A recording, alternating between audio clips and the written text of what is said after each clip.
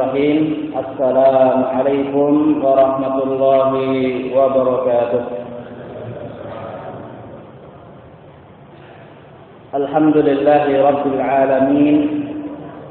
Nahmaduhu wa nasta'inuhu wa nastaghfiruh wa na'udzu billahi min shururi anfusina wa min sayyiati a'malina.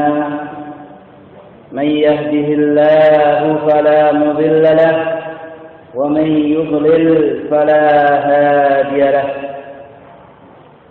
أشهد أن لا إله إلا الله وحده لا شريك له إله الأولين والآخرين وقيوم السماوات والأرضين وأشهد أن محمدا عبده ورسوله وخليله وأمينه على وحيه أرسله الله تعالى إلى الناس كافة بشيرا ونذيرا وداعيا إلى الله تعالى بإذنه وسراجا منيرا اللهم صل وسلم وبارك على عبدك ورسولك محمد ابن عبد الله وعلى آله وأصحابه ومن والاه. يقول الله تعالى: أعوذ بالله من الشيطان الرجيم. يا أيها الذين آمنوا اتقوا الله حق تقاته ولا تموتن إلا وأنتم مسلمون. يا أيها الناس اتقوا ربكم الذي خلقكم من نفس واحدة وخلق منها زوجها وبث منهما رجالا كثيرا ونساء واتقوا الله الذي تساءلون به والأرحام إن الله كان عليكم رقيبا. يا أيها الذين آمنوا اتقوا الله وقولوا قولا سديدا يصلح لكم أعمالكم ويغفر لكم ذنوبكم ومن يطع الله ورسوله فقد فاز فوزا عظيما.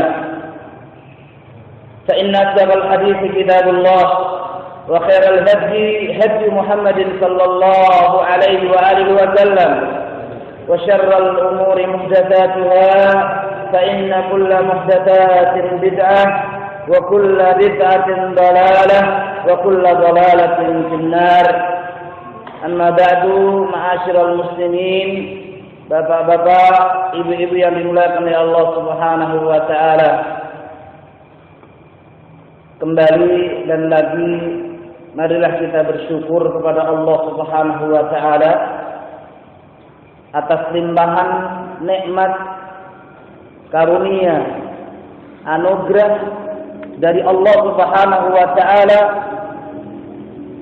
Baik itu yang pertama adalah nikmatul Islam yang sudah barang tentu Allah Subhanahu wa taala tidak memberikan nikmat anugerah teragung ini kepada semua hamba-hambanya. Dan juga nikmatul iman di mana Allah Subhanahu wa taala juga tidak memberikan anugerah serta nikmat iman kepada seluruh hamba-hambanya. Di lain sisi, marilah kita bersyukur kepada Allah Subhanahu wa taala atas nikmat karunia dan anugerah berupa kesehatan. Di saat khususnya pada hari ini, tidak semua hamba Allah Subhanahu wa taala Allah karuniakan dan Allah berikan nikmat berupa kesehatan. Di lain sisi juga Allah Subhanahu wa taala berikan nikmat kepada kita, nikmat kesempatan, di mana tidak semua hamba Allah Subhanahu wa taala khususnya pada hari ini mendapatkan nikmat kesempatan dari Allah Subhanahu wa taala. Ada yang sehat tapi tidak sempat. Ada yang sempat tapi sekarang pada saat ini dalam kondisi mendapatkan musibah, ujian dari Allah Subhanahu wa taala, sakit. Oleh karena itu, jamaah yang dimuliakan oleh Allah Subhanahu wa taala, kami mengajak kami pribadi dan juga mengajak jamaah yang dimuliakan oleh Allah Subhanahu wa taala, bapak-bapak, ibu-ibu, marilah kita bersyukur kepada Allah Subhanahu wa taala atas nikmat-nikmat yang telah Allah Subhanahu wa taala berikan kepada kita. Yang kedua, mudah-mudahan salam dan salawat yang senantiasa kita ucapkan, minimalnya adalah salawat yang senantiasa kita baca di saat membaca at-tahiyah di setiap salat-salat kita, terhaturkan sampai kepada Nabi kita Muhammad sallallahu alaihi wasallam, keluarga beliau, sahabat-sahabat beliau dan orang-orang yang senantiasa mengikuti sunnah beliau, ajaran beliau. Besar harapannya jamaah yang dimuliakan oleh Allah Subhanahu wa taala agar kiranya kita termasuk umat dari Nabi kita Muhammad sallallahu alaihi wasallam yang benar-benar ikhlas dalam beragama, ikhlas dalam meniti agama ini. Ma'asyiral muslimin, jamaah pengajian yang dimuliakan oleh Allah Subhanahu wa taala, bapak-bapak, ibu-ibu yang dimuliakan oleh Allah Subhanahu wa taala. Kita saat ini berada di bulan Muharram, kalau tidak salah tanggal 17. Niki nak mongso Jawa niki mongso, nak mboten salah mongso 5 niki. Pun entek tapi niki mongso 5. Benjang niku pun tanggal 12 November niku mun milai mongso 6. Mun milai udan nggih. Ngaten. Alhamdulillah Allah Subhanahu wa taala berikan nikmat kesehatan, nikmat kita bisa mendapatkan tahun yang baru, tahun 1436 Hijriah. Mudah-mudahan amal ibadah kaula panjenengan kami, bapak-bapak, ibu-ibu yang dimuliakan oleh Allah Subhanahu wa taala diterima oleh Allah Subhanahu wa taala. Mudah-mudahan tahun 1436 Hijriah yang akan datang ini adalah tahun yang tentunya lebih baik daripada tahun-tahun kemarin. Ma'asyiral muslimin, jamaah yang dimuliakan oleh Allah Subhanahu wa taala, sebelum kami lanjutkan, perkenankan kami mengucapkan kalimat syukur, ucapan terima kasih. Yang pertama kami haturkan kepada Dirut Pabrik Gula Tranggil ataupun yang mewakili beliau, Bapak Ta'mir dari Masjid Pabrik Gula yang juga dirahmati Allah Subhanahu wa taala, bapak-bapak, ibu-ibu, jamaah pengajian yang dimuliakan oleh Allah Subhanahu wa taala. Selanjutnya juga ikhwah, saudara-saudara kami yang dimuliakan oleh Allah Subhanahu wa taala. Alhamdulillah acara ini berlangsung dengan baik dan mudah-mudahan bermanfaat serta barokah. Allahumma amin. Ma'asyiral muslimin, jamaah yang dimuliakan oleh Allah Subhanahu wa taala. Sebelum masuk materi inti di mana insyaallah bismillah saya akan menyampaikan tentang tema materi indahnya agama Islam. Saya ingin berwasiat kepada pribadi saya terlebih dahulu dan juga kepada Bapak Ibu sekalian, mudah-mudahan hal ini menjadi motivasi buat kita masing-masing. Yang tidak lain adalah sebagaimana wasiatnya para nabi, para rasul dan juga para sahabat Nabi sallallahu alaihi wasallam, yaitu wasiatut taqwa. Jamaah yang dimuliakan oleh Allah Subhanahu wa taala, Abdullah bin Mas'ud, sahabat Rasulullah sallallahu alaihi wasallam, pernah mengatakan bahwa takwa itu hendaknya seorang hamba menjadikan Allah Subhanahu wa taala an yuta'a wa la yuqsa. Hendaknya Allah Subhanahu wa taala zat yang telah menghidupkan kita, zat yang telah memberikan petunjuk kepada kita, zat yang telah mengabulkan dan menjawab seluruh dosa dan permintaan kita. Itu kita jadikan zat yang senantiasa kita taati, bukan untuk kita maksiat kepadanya. Dan hendaknya Allah Subhanahu wa taala kita jadikan bahwa Allah Subhanahu wa taala an yuzkara wa la yunsa. Hendaknya Allah Subhanahu wa taala zat yang selalu ingat, zat yang tahu dengan apa yang sudah terjadi, zat yang tahu yang sedang terjadi, zat yang tahu apa yang akan terjadi sampai hari kiamat. Hendaknya selalu kita ingat. Jangan sampai kita lupa kepada Allah Subhanahu wa taala. Allah Subhanahu wa taala tidak pernah lupa kepada hamba-hambanya. Namun banyak di antara kita, barangkali saya mungkin sering lupa kepada Allah Subhanahu wa taala. Dan yang terakhir kata Abdullah bin Mas'ud, takwa adalah an yushkara wa la yukfar. Hendaknya kita ini bersyukur kepada Allah Subhanahu wa taala atas segala nikmat yang sudah Allah berikan, dan jangan pernah kita mengkufuri nikmat Allah Subhanahu wa taala. Di lain sisi para sahabat, salah seorang sahabat Rasulullah sallallahu alaihi wasallam juga pernah menyampaikan, takwa itu apa sih? Kata beliau, al-khaufu minal jalil. Hendaknya seorang hamba itu takut kepada Allah Subhanahu wa taala atas siksa dan azab yang Allah akan berikan cepat atau lambat, baik di dunia maupun di akhirat, atas ulah maksiat dan dosa yang selalu kita lakukan. Hendaknya seorang hamba selalu mengingat ini, untuk takut kepada Allah Subhanahu wa taala atas siksa dan azab yang pasti Allah akan berikan cepat atau lambat, atas maksiat dan dosa yang selalu kita laksanakan. Na'udzubillah. Yang kedua, kata salah seorang sahabat, yang namanya takwa selain al-khaufu minal jalil wal amalu bit tanzir. Hendaknya kita selalu beramal saleh, berbuat baik berdasarkan Al-Qur'an, berdasarkan sunnah Nabi sebagaimana difahami oleh para sahabat dan salaful ummah. Yang ketiga, ini dia yang mungkin cukup agak menggetarkan pribadi kita semuanya. Wal istidadul yaumir rahil.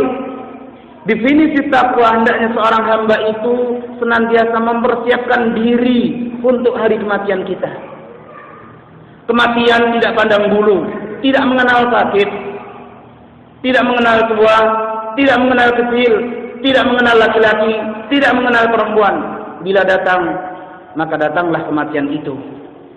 Bisa jadi hari ini kita mensolatkan saudara kita, bisa jadi esok hari kita disolatkan oleh saudara kita. Esok hari bisa jadi kita mengkafani saudara kita, tapi besok bisa jadi kita gantian dikafani oleh saudara-saudara kita. Bisa jadi hari ini kita mengantarkan jenazah saudara kita ke kuburan, memasukkannya ke liang lahat. Bisa jadi giliran besok kita adalah orang yang diangkat jenazahnya di atas keranda, diantar jenazah kita ke kuburan kita masing-masing. Oleh karena itu, ma'asyiral muslimin, marilah kita senantiasa mempersiapkan diri untuk menyambut kematian kita dengan taat kepada Allah Subhanahu wa taala. Sekuat dan juga sekemampuan kita untuk senantiasa taat kepada Allah. Dan yang terakhir, kata salah seorang sahabat, makna takwa dari al-khaufu minal jalil wal amalu bit tanzil wal istidadu li yaumir rahil, dan yang keempat adalah war-ridha bil qalil. Rela, nerimo, ikhlas terhadap apa yang Allah berikan kepada kita, walaupun menurut kasat mata kita ini adalah sangat sepele, sedikit, kecil, tapi itu adalah milik Allah Subhanahu wa taala. Tapi itu adalah berasal dari Zat yang Maha memberikan rizki kepada kita, yang telah menentukan hidup kita dan juga yang akan menentukan hari kematian kita. Bersyukur kepada Allah Subhanahu wa taala atas segala nikmat ini. Ma'asyiral muslimin, jamaah yang dimuliakan oleh Allah Subhanahu wa taala. Alhamdulillah, kegiatan ini insyaallah terlaksana ba'da fadlillah. Tentunya ini juga tidak lepas dari para ikhwah, saudara-saudara yang duduk di yayasan apa tadi Pak Moin? Insan Cendekia Pati ya. Ini juga terlaksana, mudah-mudahan Allah Subhanahu wa taala berikan pahala dan kebaikan kepada kita semuanya, dan juga wabil khusus kita yang hadir. Tentunya majelis ilmu seperti ini Allah Subhanahu wa taala memuji bagi orang-orang yang senantiasa menjalankan hal seperti ini, menghadiri pengajian, menghadiri yang di dalamnya majelis disampaikan tentang ayat dan juga hadis-hadis Nabi sallallahu alaihi wasallam. Barangkali hadis ini sering disampaikan oleh para ustaz, sering disampaikan oleh para khatib, para pak kiai, para asatidzah, baik melalui mimbar-mimbar resmi ataupun juga tidak resmi. Rasulullah SAW bersabda, "Man yuridillahu bihi khairan yufaqihu fid din." Mudah-mudahan kita termasuk orang-orang yang Allah kehendaki kebaikan kepada kita semuanya. Man yuridillahu bihi khairan, barang siapa yang Allah kehendaki pada dirinya kebaikan, yufaqihu fid din, Allah akan fahamkan kepadanya agama ini.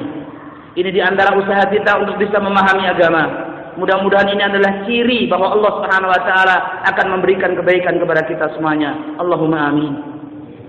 Ma'asyiral muslimin, jamaah yang dimuliakan oleh Allah Subhanahu wa taala. sebelum saya masuk materi tentang indahnya agama Islam, saya ingin sampaikan sebuah kisah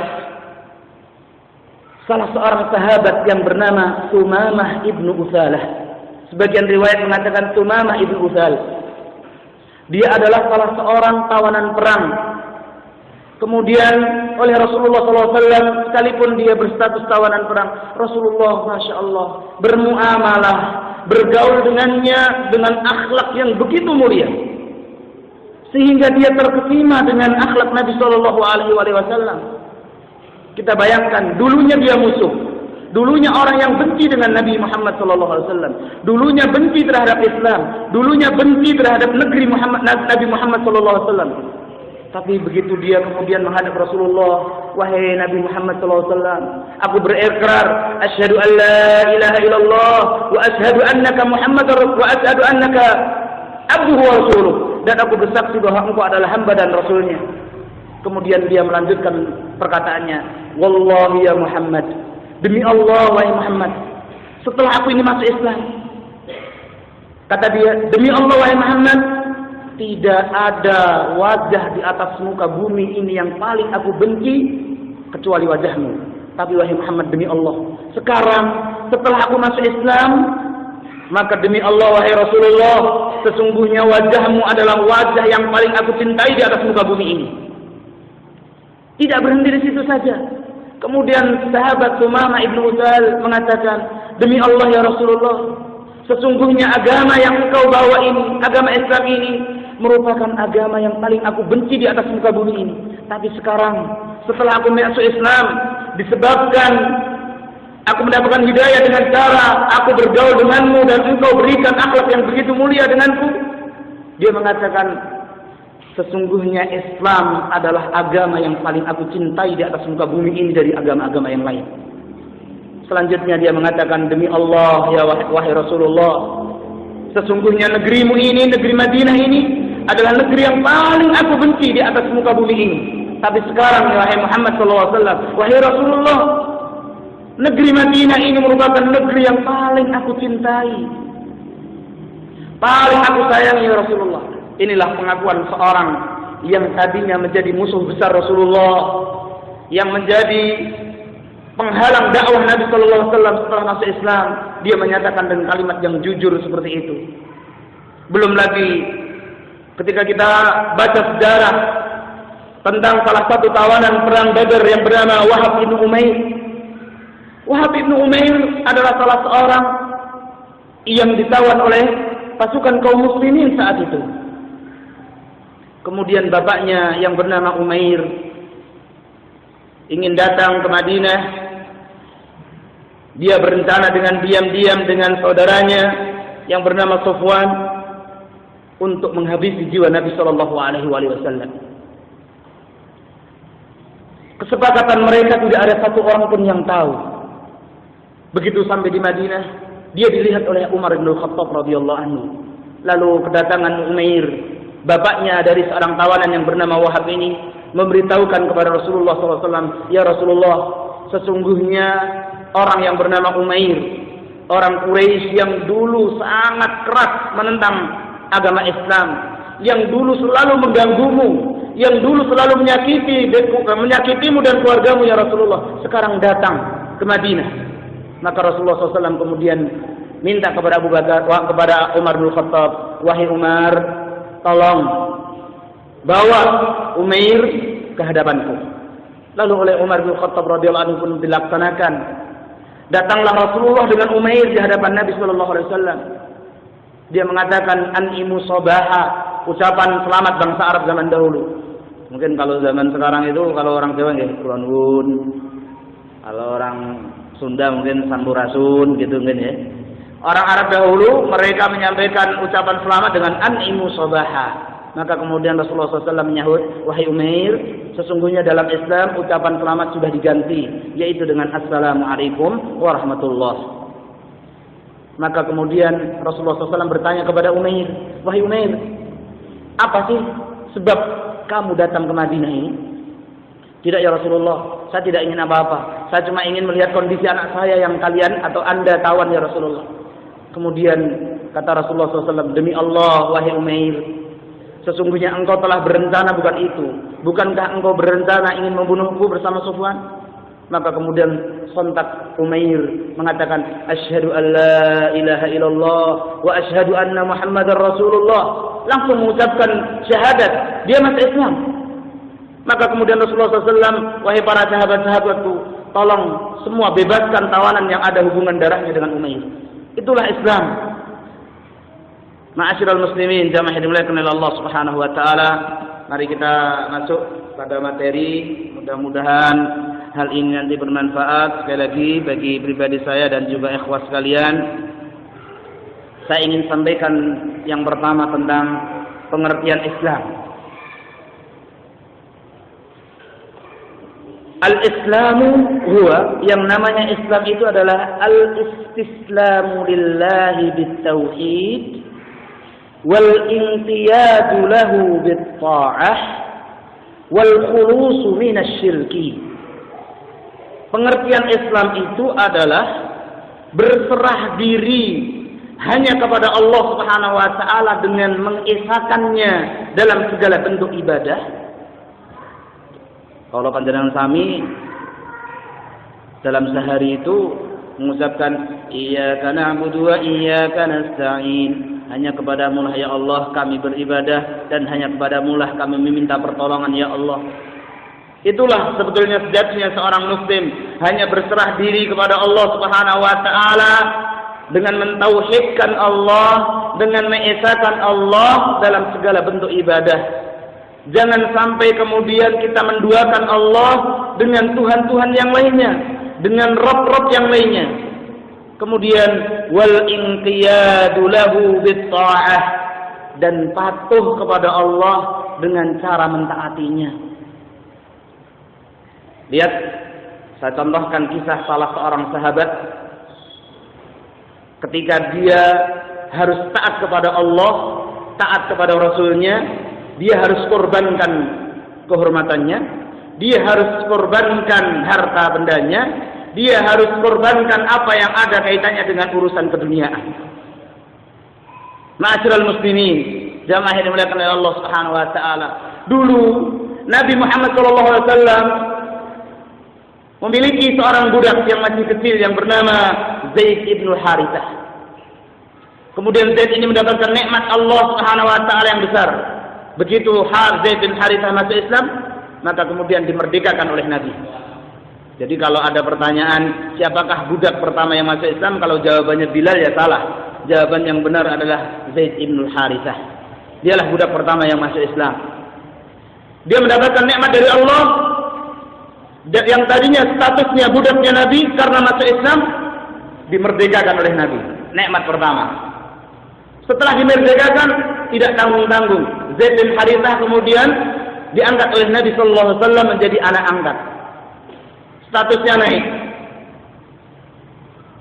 Kemudian layaknya seorang ayah walaupun ayah angkat, maka ketika tiba waktu dewasa, Zaid bin Harithah ini pun juga ingin menikah. Kemudian Rasulullah sallallahu alaihi wasallam pun ingin melamarkan seorang wanita yang akan dinikahkan oleh Rasulullah sallallahu alaihi wasallam untuk Zaid bin Harithah yang dulunya adalah statusnya budak, hanya anak angkat.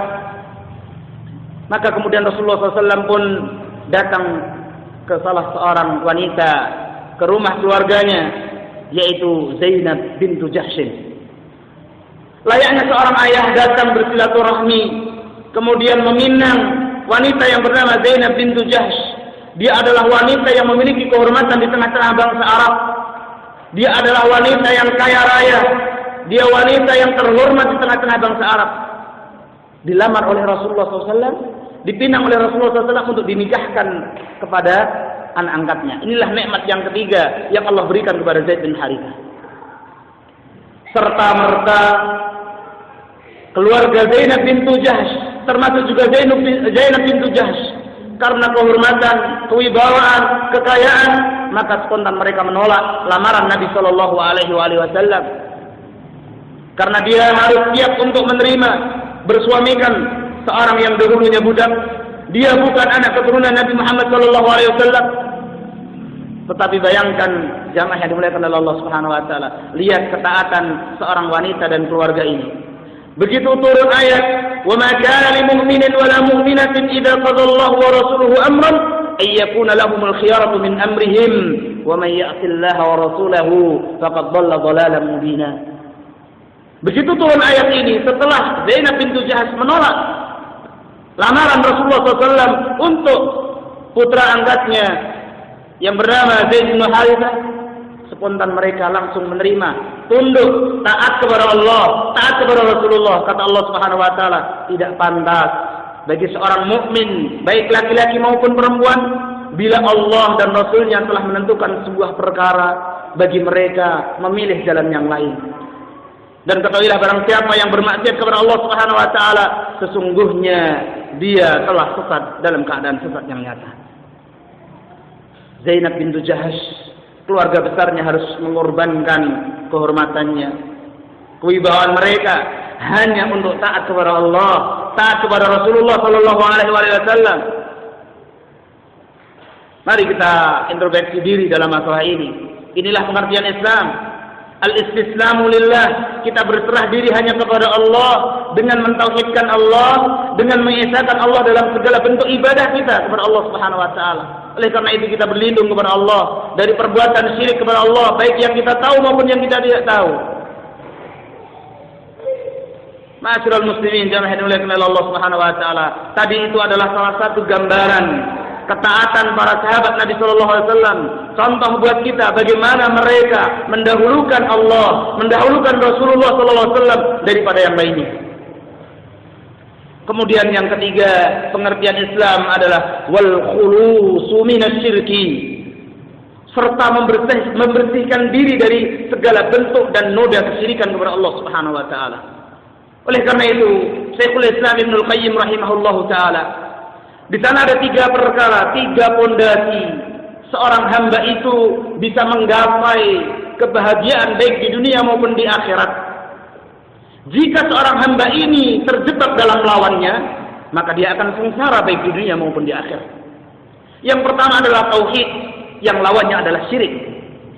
Siapa saja yang mentauhidkan Allah, siapa saja yang mengesahkan Allah dalam segala bentuk ibadah, maka insyaallah biiznillah dia akan mendapatkan kebahagiaan di dunia maupun di akhirat. Tapi orang yang musyrik, orang yang melakukan kesyirikan, menduakan Allah Subhanahu wa taala dalam ibadahnya, maka Allah Subhanahu wa taala akan masukkan dia ke dalam nerakanya jika dia tidak bertaubat kepada Allah Subhanahu wa taala sebelum ajal menjemputnya. Kemudian yang kedua, sunnah, yang lawannya adalah bid'ah. Kalau orang berada di atas sunnah, maka insyaallah Allah Subhanahu wa taala akan selamatkan dia kehidupannya di dunia maupun di akhirat. Tapi sebaliknya, kalau orang tidak ada di dalam sunnah Nabi sallallahu alaihi wasallam, pasti dia akan berada di atas kebid'ahan. Kemudian yang ketiga adalah entah seorang hamba itu berada di atas ketaatan kepada Allah Subhanahu wa taala atau dia berada di atas kemaksiatan dan dosa kepada Allah Subhanahu wa taala. Mudah-mudahan Allah Subhanahu wa taala anugerahkan kepada kita bahwa kita hidup di dunia selalu mentauhidkan Allah sampai ajal menjemput kita. Kita berada di atas sunnah Nabi sallallahu alaihi wasallam, selalu di atas ketaatan kepada Allah Subhanahu wa taala. Makanya Abdullah bin Mubarak pernah mengatakan, betapa banyak amalan yang begitu sepele dan kecil menjadi besar di sisi Allah Subhanahu wa taala karena keikhlasannya. Tapi begitu banyak juga amal yang begitu besar menurut kasat mata manusia, tapi ternyata sepele, bahkan tidak berpahala sama sekali di sisi Allah Subhanahu wa taala karena unsur dia tidak ikhlas kepada Allah Subhanahu wa taala. Oleh karena itu, mudah-mudahan kita termasuk hamba Allah Subhanahu wa taala yang selalu ikhlas dalam beribadah kepada Allah Subhanahu wa taala. Baik itu ketika kita misalnya bekerja sebagai petani, ya mari kita ikhlas kepada Allah Subhanahu wa taala. Kita ingin menggapai ridha Allah dan pahala Allah. Kita yang sebagai guru, mudah-mudahan kita ketika mengajar ikhlas karena Allah Subhanahu wa taala. Yang sebagai pekerja pabrik, mudah-mudahan dia berangkat melangkahkan kakinya ikhlas kepada Allah Subhanahu wa taala. Yang sebagai seorang ustaz, mudah-mudahan juga seperti itu. Orang yang misalnya bekerja sebagai penjual kaki lima, mudah-mudahan juga ikhlas karena Allah Subhanahu wa taala, meraih rezeki dalam rangka untuk menghidupi keluarganya dan juga pekerjaan-pekerjaan yang lainnya. Mudah-mudahan kita selalu diberikan rahmat Allah Subhanahu wa taala dengan nikmat ikhlas. Ma'asyiral muslimin jamaah yang dimuliakan Allah Subhanahu wa taala. Tetapi tadi orang kalau sudah berada di atas tauhid, di atas sunnah dan di atas ketaatan, biasanya musuhnya satu, yaitu hilangnya rasa harapan kepada Allah dan hilangnya rasa takut kepada Allah Subhanahu wa taala. Sehingga biasanya ada dampak yang begitu bahaya pada seorang itu. Jika dia sudah lemah dalam tauhidnya, lemah dalam dia mengikuti sunnah Nabi, dan lemah dalam ketaatannya kepada Allah Subhanahu wa taala, maka kemudian dampak bahaya akan menghinggapi orang tersebut. Di antaranya adalah dia kemudian sibuk dengan dunia. Padahal dirinya itu sebetulnya bukan miliknya, tetapi dia malah mengejarnya. Akhirat menghampirinya, tapi dia malah lari darinya. Dia sibuk dengan urusan dunia, dia melalaikan akhirat. Ma'asyiral muslimin, jamaah yang dimuliakan oleh Allah Subhanahu wa taala, mudah-mudahan Allah Subhanahu wa taala senantiasa memberikan petunjuknya kepada kita.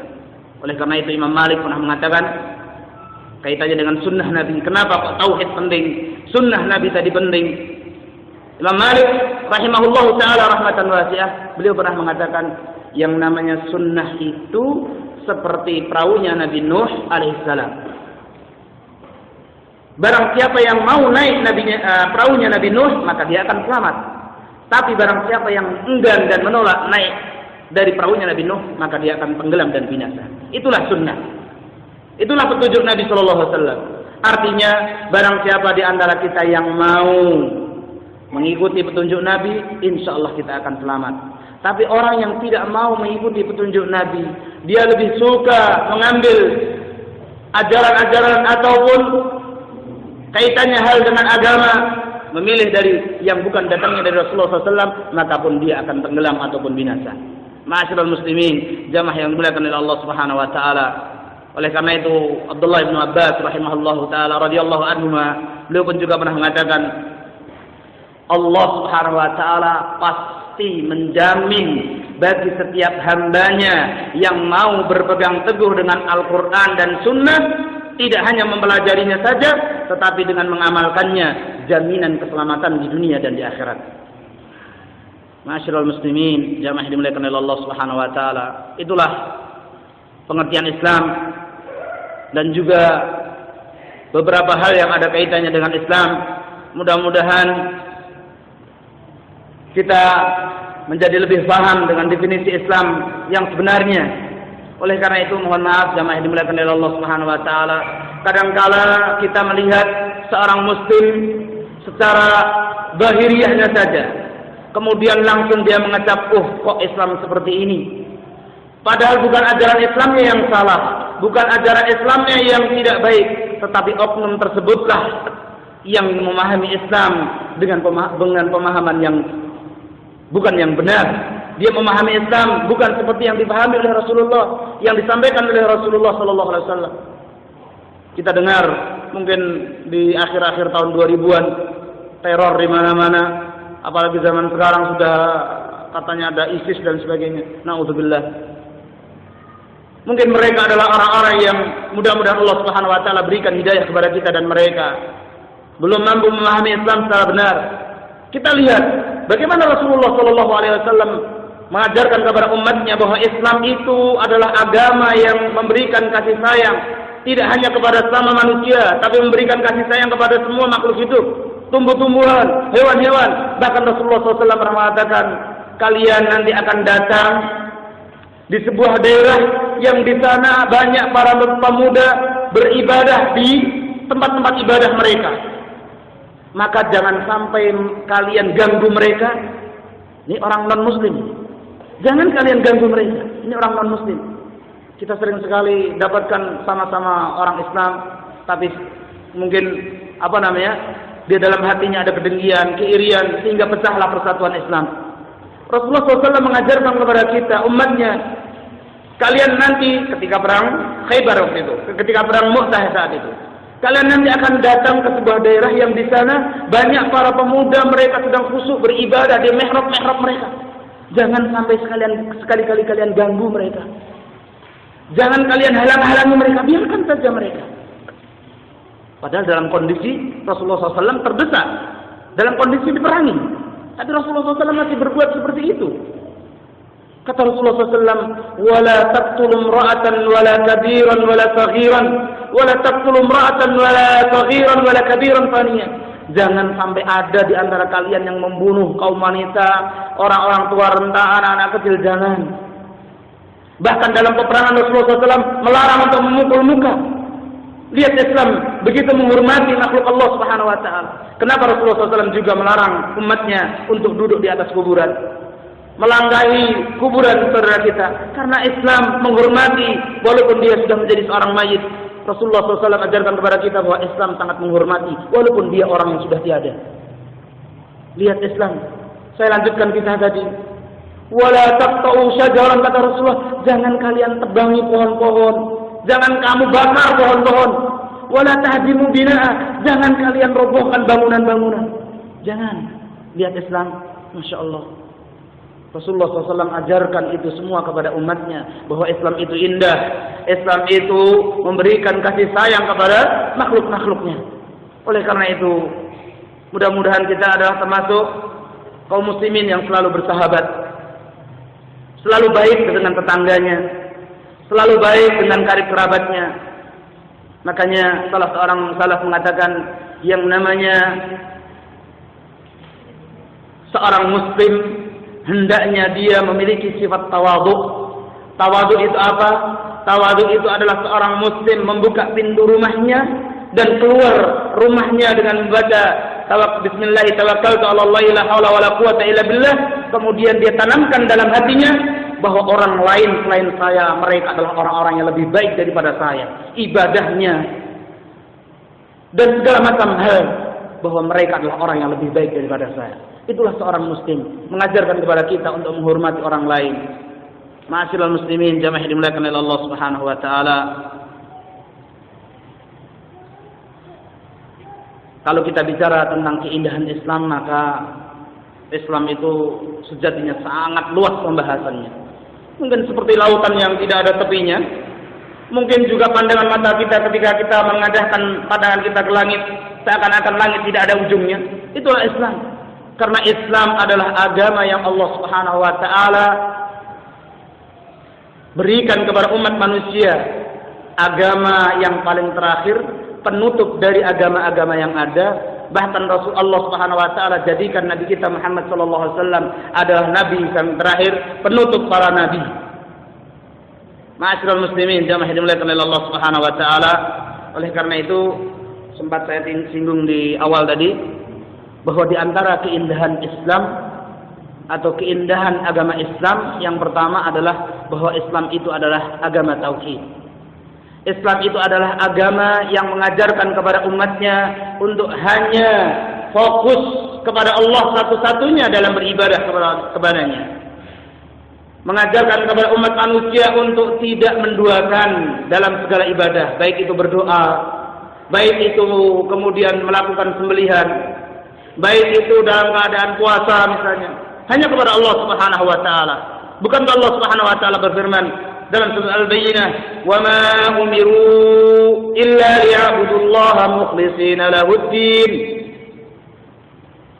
Kata Allah Subhanahu wa taala dalam surah Al-Bayyinah ayat 5, padahal mereka itu disuruh oleh Allah Subhanahu wa taala untuk beribadah hanya kepada Allah Subhanahu wa taala dengan ikhlas.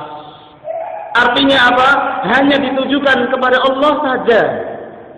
Kita kadang-kala mendapatkan saudara-saudara kita, di lain sisi dia meminta kepada Allah, tapi di lain sisi kadang-kala dia meminta kepada selain Allah.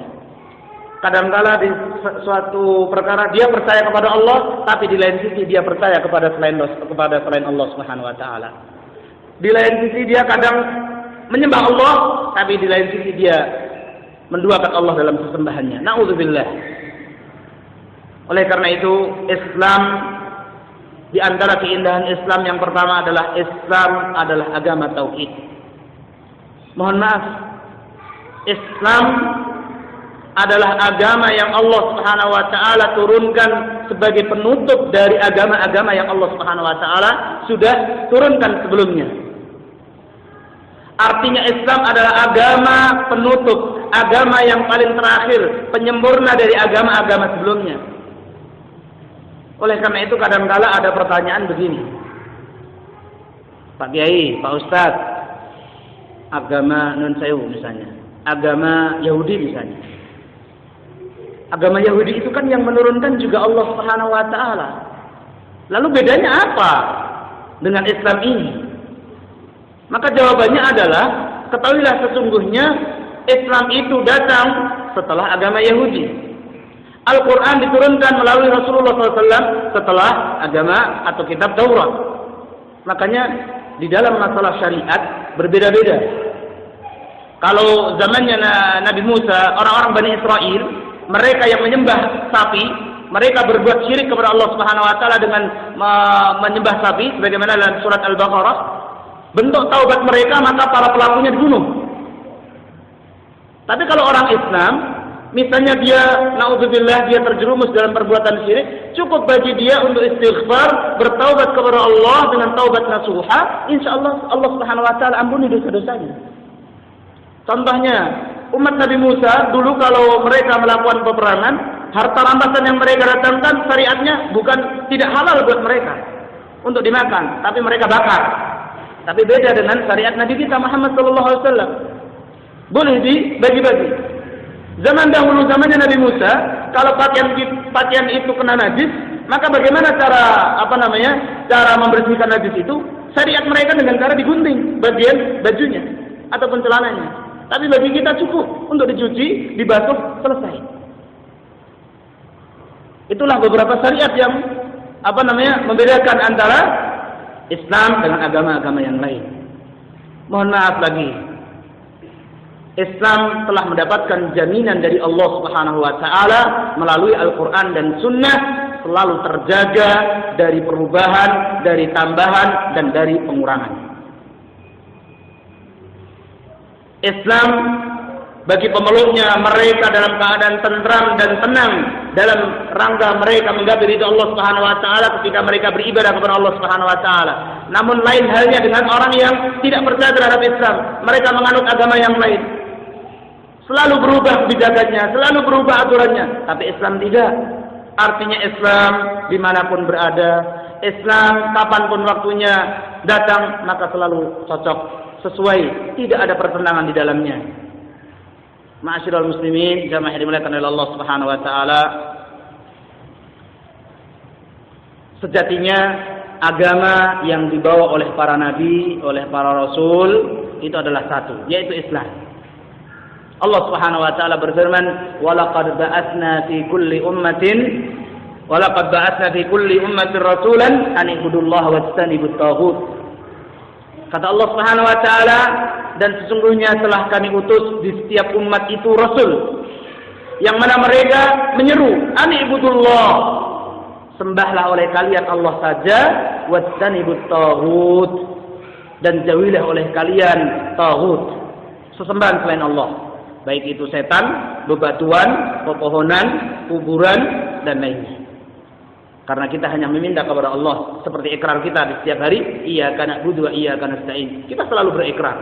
Makanya dalam surat Al-Fatihah, setelah kita berikrar iyyaka na'budu wa iyyaka nasta'in, kita selalu memohon kepada Allah. Dan itu adalah doa yang sering dibaca oleh seorang muslim. Ihdinas siratal mustaqim. Ya Allah, tunjukilah kepada kami jalan yang lurus, jalan yang menyebabkan ridha dan ikhlas kepada kami, ya Allah. Selalu kita baca. Tapi kita tidak tahu mana sih jalan yang lurus.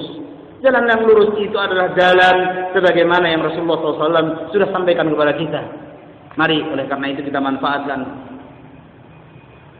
Semakin sana kita semakin rajin untuk belajar, untuk mengkaji Islam, mempelajari Al-Quran, mempelajari As-Sunnah Nabi Sallallahu Alaihi Wasallam.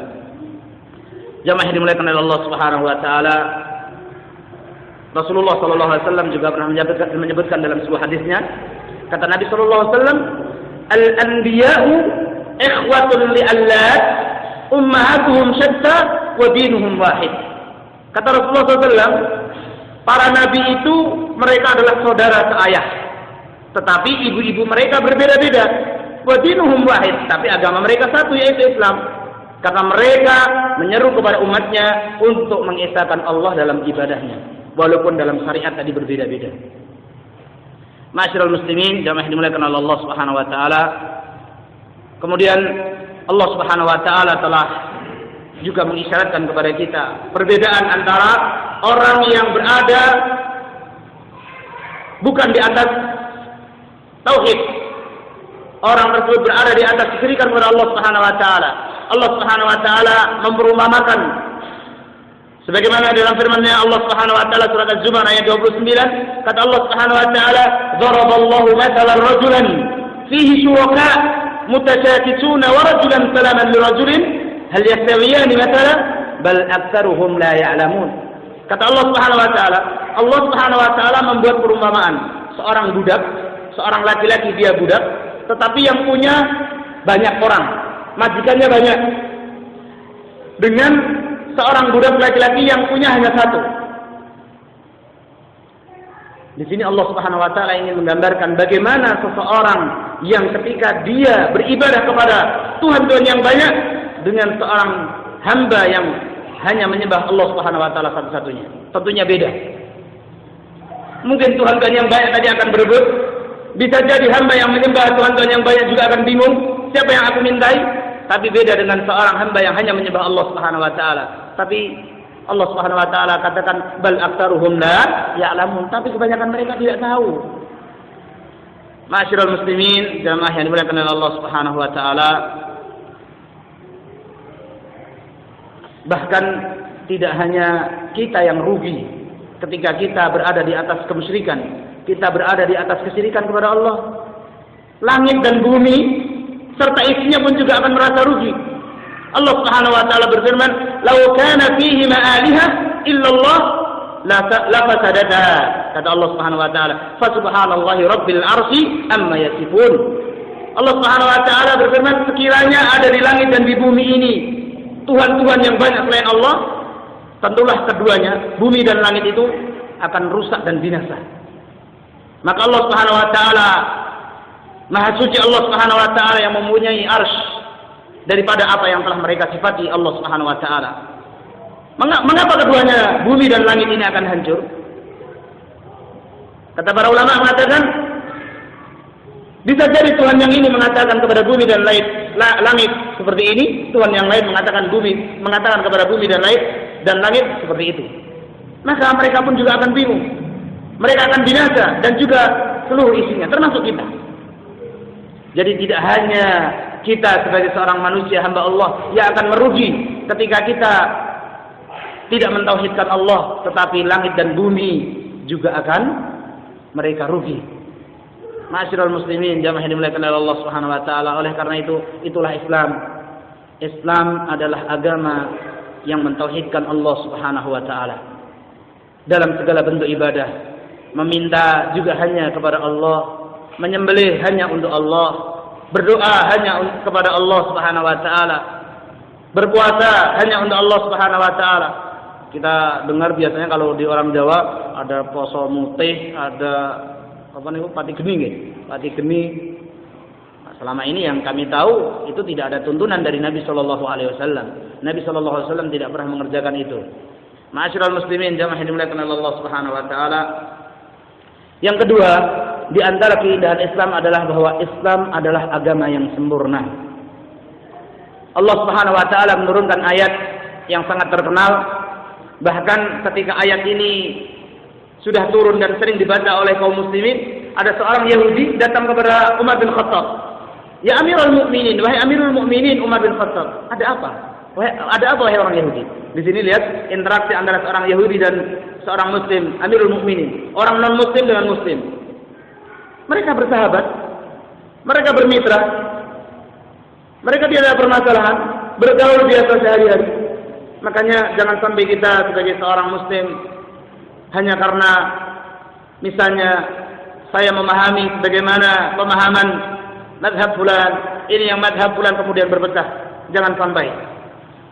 Seorang Yahudi ini mengatakan kepada Amirul Mukminin, wahai Umar bin Khattab,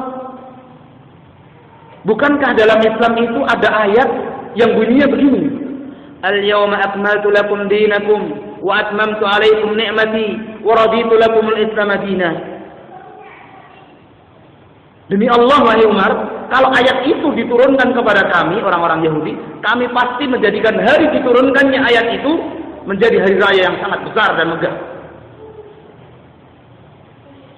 Tapi sebelum itu Umar bin Khattab tidak diberitahu ayat apa itu. Umar bin Khattab bertanya, ayat apa itu? Kemudian disebutkan oleh orang Yahudi itu. Kata Umar bin Khattab, wahai saudaraku orang Yahudi, ketahuilah, sesungguhnya kami tahu kok surat itu kapan diturunkan, surat itu di mana diturunkan, kami tahu. Tapi kami tidak menjadikan ayat itu di hari diturunkannya itu menjadi hari besar, dirayakan oleh kaum muslimin, tidak. Ayat itu turun di saat Rasulullah SAW sedang haji. Rasulullah SAW sedang berada di padang Arafah. Saat itu turun pada hari Jumat, sebagaimana riwayat Bukhari dan Muslim. Lihat, sampai orang Yahudi pun mengakui tentang keagungan dan keistimewaan ayat itu. Ini diantara salah satu dalil bahwa Islam adalah agama sempurna. Al-yawma akmaltu lakum. Kata Allah Subhanahu wa taala, pada hari ini telah aku sempurnakan bagi kalian agama Islam, dan telah aku cukupkan bagi kalian nikmatku yaitu Islam. Wa raditu lakumul Islam madina, dan aku telah ridhoi Islam itu sebagai agama. Ma'asyiral muslimin, jamaah yang dimuliakan oleh Allah Subhanahu wa taala,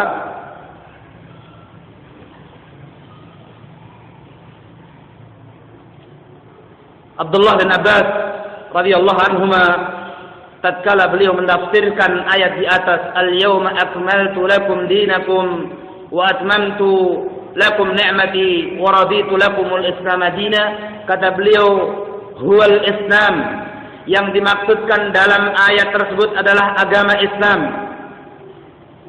Akhbarallahu nabiyahu sallallahu alaihi wasallam wal mu'minina annahu qad akmala lahumul iman.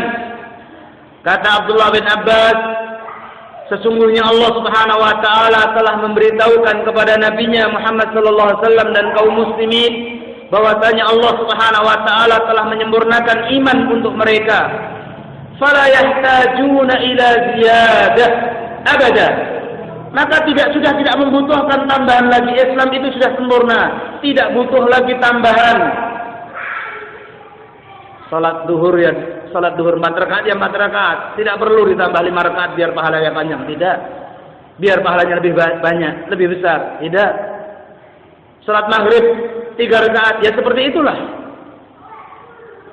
Waqad atamahu Allahu azza wa jalla dzikruhu fala yunqisuhu abada. Kata Abdullah bin Abbas, sehingga mereka tidak lagi tadi membutuhkan tambahan, dan Allah juga telah mencukupkan bagi mereka. Agama itu tidak membutuhkan atau tidak ada sama sekali pengurangan dalam Islam. Kemudian waqad radhiyallahu fala yuskhituhu abada.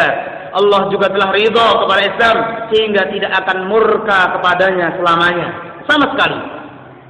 Makanya jamaah yang dimuliakan oleh Allah Subhanahu wa taala, dalam sebuah hadis Rasulullah sallallahu alaihi wasallam, beliau pernah menyampaikan, barang siapa yang telah mendengar tentang risalahku di antara umat ini, baik itu dia adalah seorang Yahudi maupun Nasrani, tetapi dia tidak mau beriman dengan risalah yang aku bawa, dan dia meninggal tidak dalam keadaan iman kepadaku, maka dia termasuk penghuni neraka Allah Subhanahu wa taala.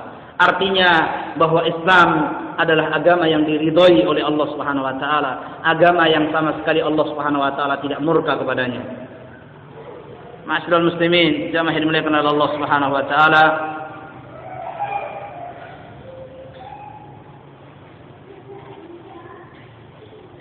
saya lanjutkan tentang keindahan Islam yang ketiga. Mudah-mudahan nanti pukul 11 selesai. Mudah-mudahan saya akan ringkas, banyak sudah saya ringkas. Yang ketiga adalah bahwa agama Islam adalah agama yang tadi sempat saya singgung, sesuai kapanpun waktunya dan dimanapun keberadaannya, selalu sesuai. Oleh karena itu, di antara mukjizat Rasulullah SAW yang teragung adalah yaitu Al-Quran, di mana Allah Subhanahu wa taala yang akan menjaga Al-Quran, isi dari Al-Quran, sehingga syariat yang ada di atas muka bumi ini, entah itu di Timur Tengah, di benua Afrika, di benua Eropa, Asia, Australia, ya sama. Al-Qurannya mereka dengan Al-Qurannya kita ya sama. Tafsir mereka dengan tafsir kita juga sama. Oleh karena itu, ma'asyiral muslimin, jamaah yang dimuliakan Allah Subhanahu wa taala, Allah Subhanahu wa taala berfirman dalam surat Ali Imran ayat 19, "Innad dina indallahil Islam." Sesungguhnya agama yang diridhai di sisi Allah hanyalah Islam. Selanjutnya Allah Subhanahu wa taala juga berfirman, "Wa may yabtaghi ghairal Islam dinan falan yuqbala minhu wa huwa fil akhirati minal khasirin." Barang siapa yang mencari agama selain agama Islam, maka Allah Subhanahu wa taala tidak akan menerima darinya agama itu. Wa huwa fil akhirati minal khasirin, dan dia di akhirat nanti termasuk orang-orang yang merugi karena tidak mati dalam keadaan Islam. Oleh karena itu, dalam setiap khutbatul hajah, Rasulullah SAW selalu menasihatkan untuk takwa dan juga untuk senantiasa istiqamah dalam Islam sampai ajal menjemputnya. Ya ayyuhalladzina amanu taqullaha haqqa tuqatih wa la tamutunna illa wa antum muslimun. Mudah-mudahan Allah Subhanahu wa taala senantiasa memberikan nikmatul Islam kepada kita sampai ajal menjemput kita. Kita tidak tahu apa yang akan terjadi. Hanya Allah Subhanahu wa taala yang Maha tahu dengan apa yang sudah terjadi, dengan apa yang sedang terjadi dan apa yang akan terjadi. Ma'asyiral muslimin, jamaah yang dimuliakan oleh Allah Subhanahu wa taala, bukankah Rasulullah SAW pernah menyampaikan, bisa jadi seorang hamba di paginya mukmin, sorenya kafir. Bisa jadi seorang hamba paginya kafir, sorenya kafir, paginya mukmin. Kita tidak tahu tentang hati kita. Allah Subhanahu wa taala Maha berkehendak dengan kehendak Allah Subhanahu wa taala. Mudah-mudahan kita diberikan istiqamah oleh Allah Subhanahu wa taala berada di atas kebenaran. Ma'asyiral muslimin, jamaah yang dimuliakan oleh Allah Subhanahu wa taala. Salah satu contoh adalah sahabat Rasulullah SAW, Abu Habibah, suami dari Ummu Habibah yang tidak lain nanti adalah istri atau di antara ummul mukminin, ummahatul mukminin. Abu Habibah ketika dia menjalankan perintah Allah Rasulullah SAW untuk hijrah ke negeri Ethiopia, negeri Habasyah, dia dalam keadaan muslim dan mukmin. Tetapi ketika di sana kemudian dia mendapatkan musibah, Allah Subhanahu wa taala jauhkan dia dari petunjuk dan dari kebenaran sehingga dia kemudian memeluk agama Nasrani. Kemudian bercerailah Ummu Habibah dengan Abu Habibah ini. Sampai pun masalah ini sekelas para sahabat pun juga tidak bisa menjamin tentang hidayah. Berada di atas ridha Allah Subhanahu wa taala. Kita lihat Nabi sallallahu alaihi wasallam sendiri tidak mampu memberikan hidayah kepada pamannya. Padahal pamannya adalah orang yang merawat Nabi dari umur 8 tahun sampai Rasulullah SAW berkeluarga.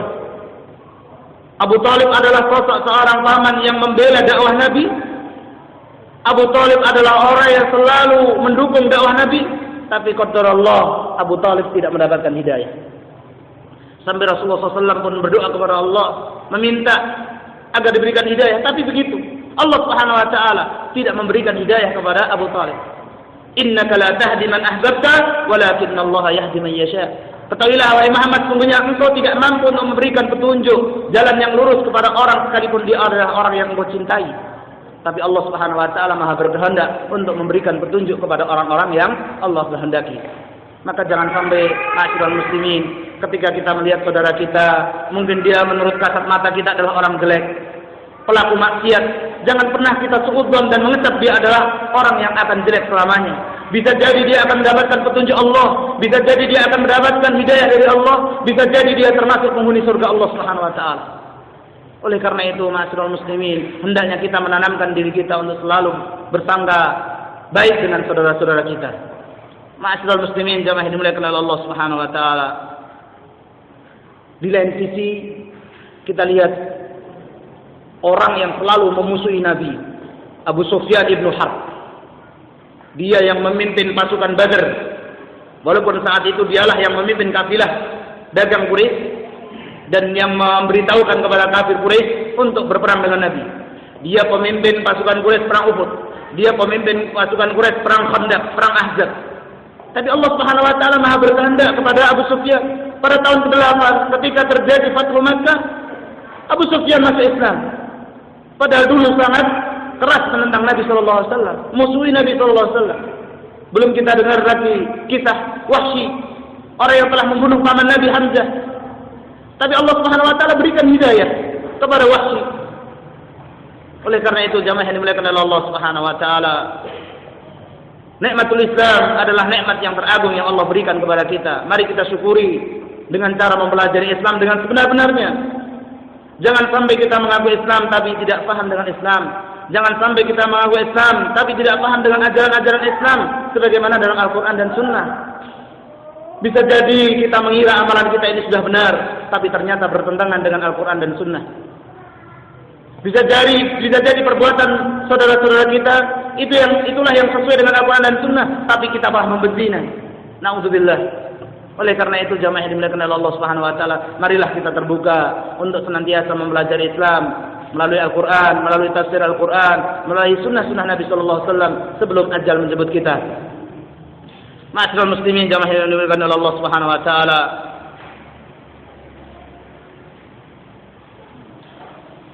Rasulullah sallallahu alaihi wasallam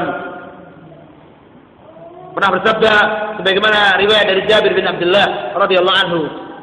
Ini merupakan bukti bahwa Rasulullah sallallahu alaihi wasallam sang pembawa risalah Islam tidak hanya untuk bangsa Arab saja. Artinya bahwa Islam itu juga sesuai kepada umat manusia dimanapun berada. Sesuai juga dengan umat Islam di Indonesia, sesuai juga dengan umat Islam di Afrika. Islam seperti itu. Kenapa? Karena Rasulullah SAW pernah bersabda, "U'titu khamsan lam yu'tahunna ahadun min qabli." Saya diberikan 5 perkara oleh Allah Subhanahu wa taala dan 5 perkara ini tidak pernah diberikan oleh Allah kepada nabi sebelumku. Yang pertama kata Rasulullah SAW, "Nusirtu birra'bi masirata syahrin." Kata Rasulullah SAW, aku diberikan nikmat oleh Allah Subhanahu wa taala, perkara oleh Allah Subhanahu wa taala, yaitu rasa ketakutan dari pihak musuhku sebulan perjalanan. Jadi ketika mau terjadi peperangan, musuh kaum muslimin sudah merasa ketakutan dulu.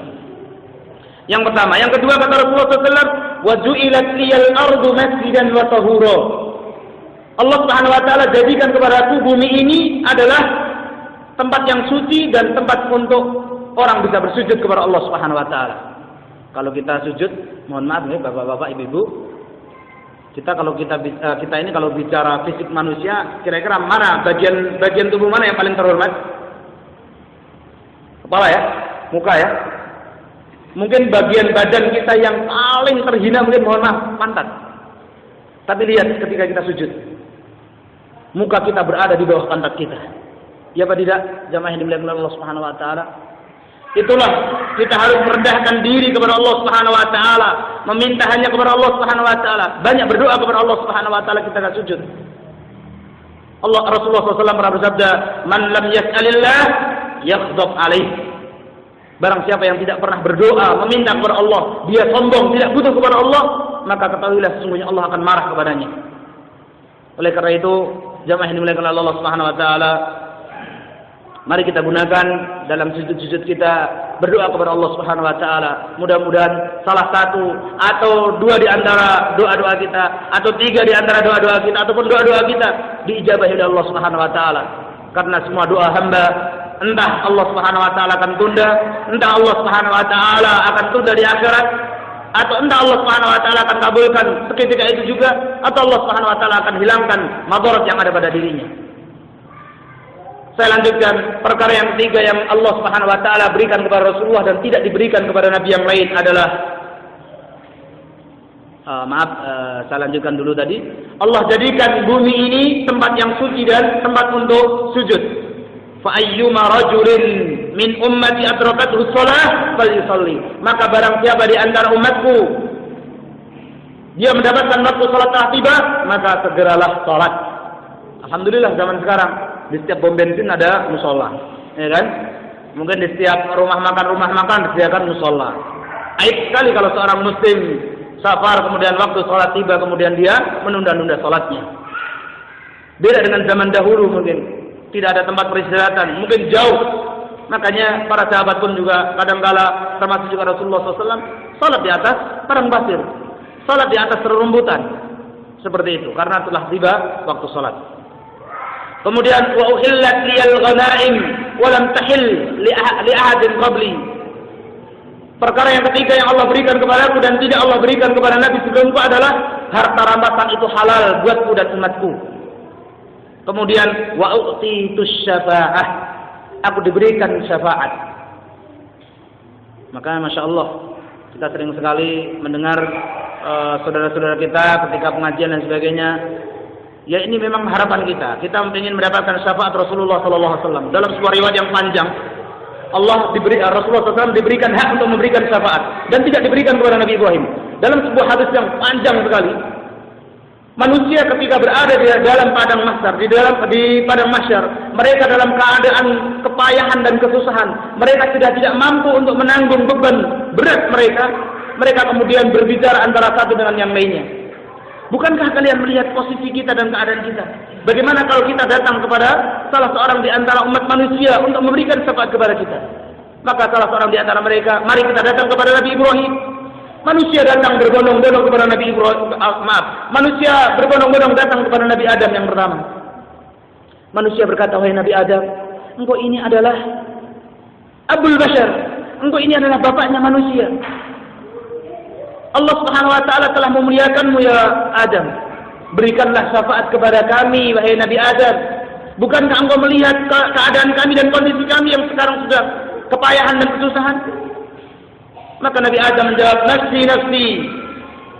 Nafsi nafsi di sini artinya adalah jangankan kalian wahai manusia, aku sendiri butuh syafaat. Lihat, Nabi Adam saja butuh syafaat. Idhabu ila Nuh, pergilah kalian kepada Nabi Nuh.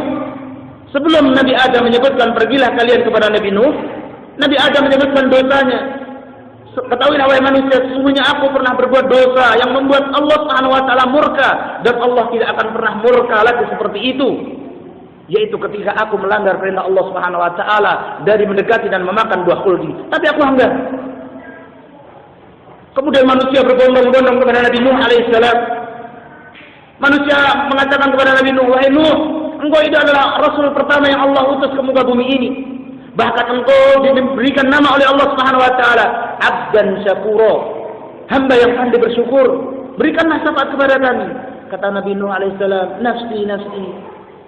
Jangankan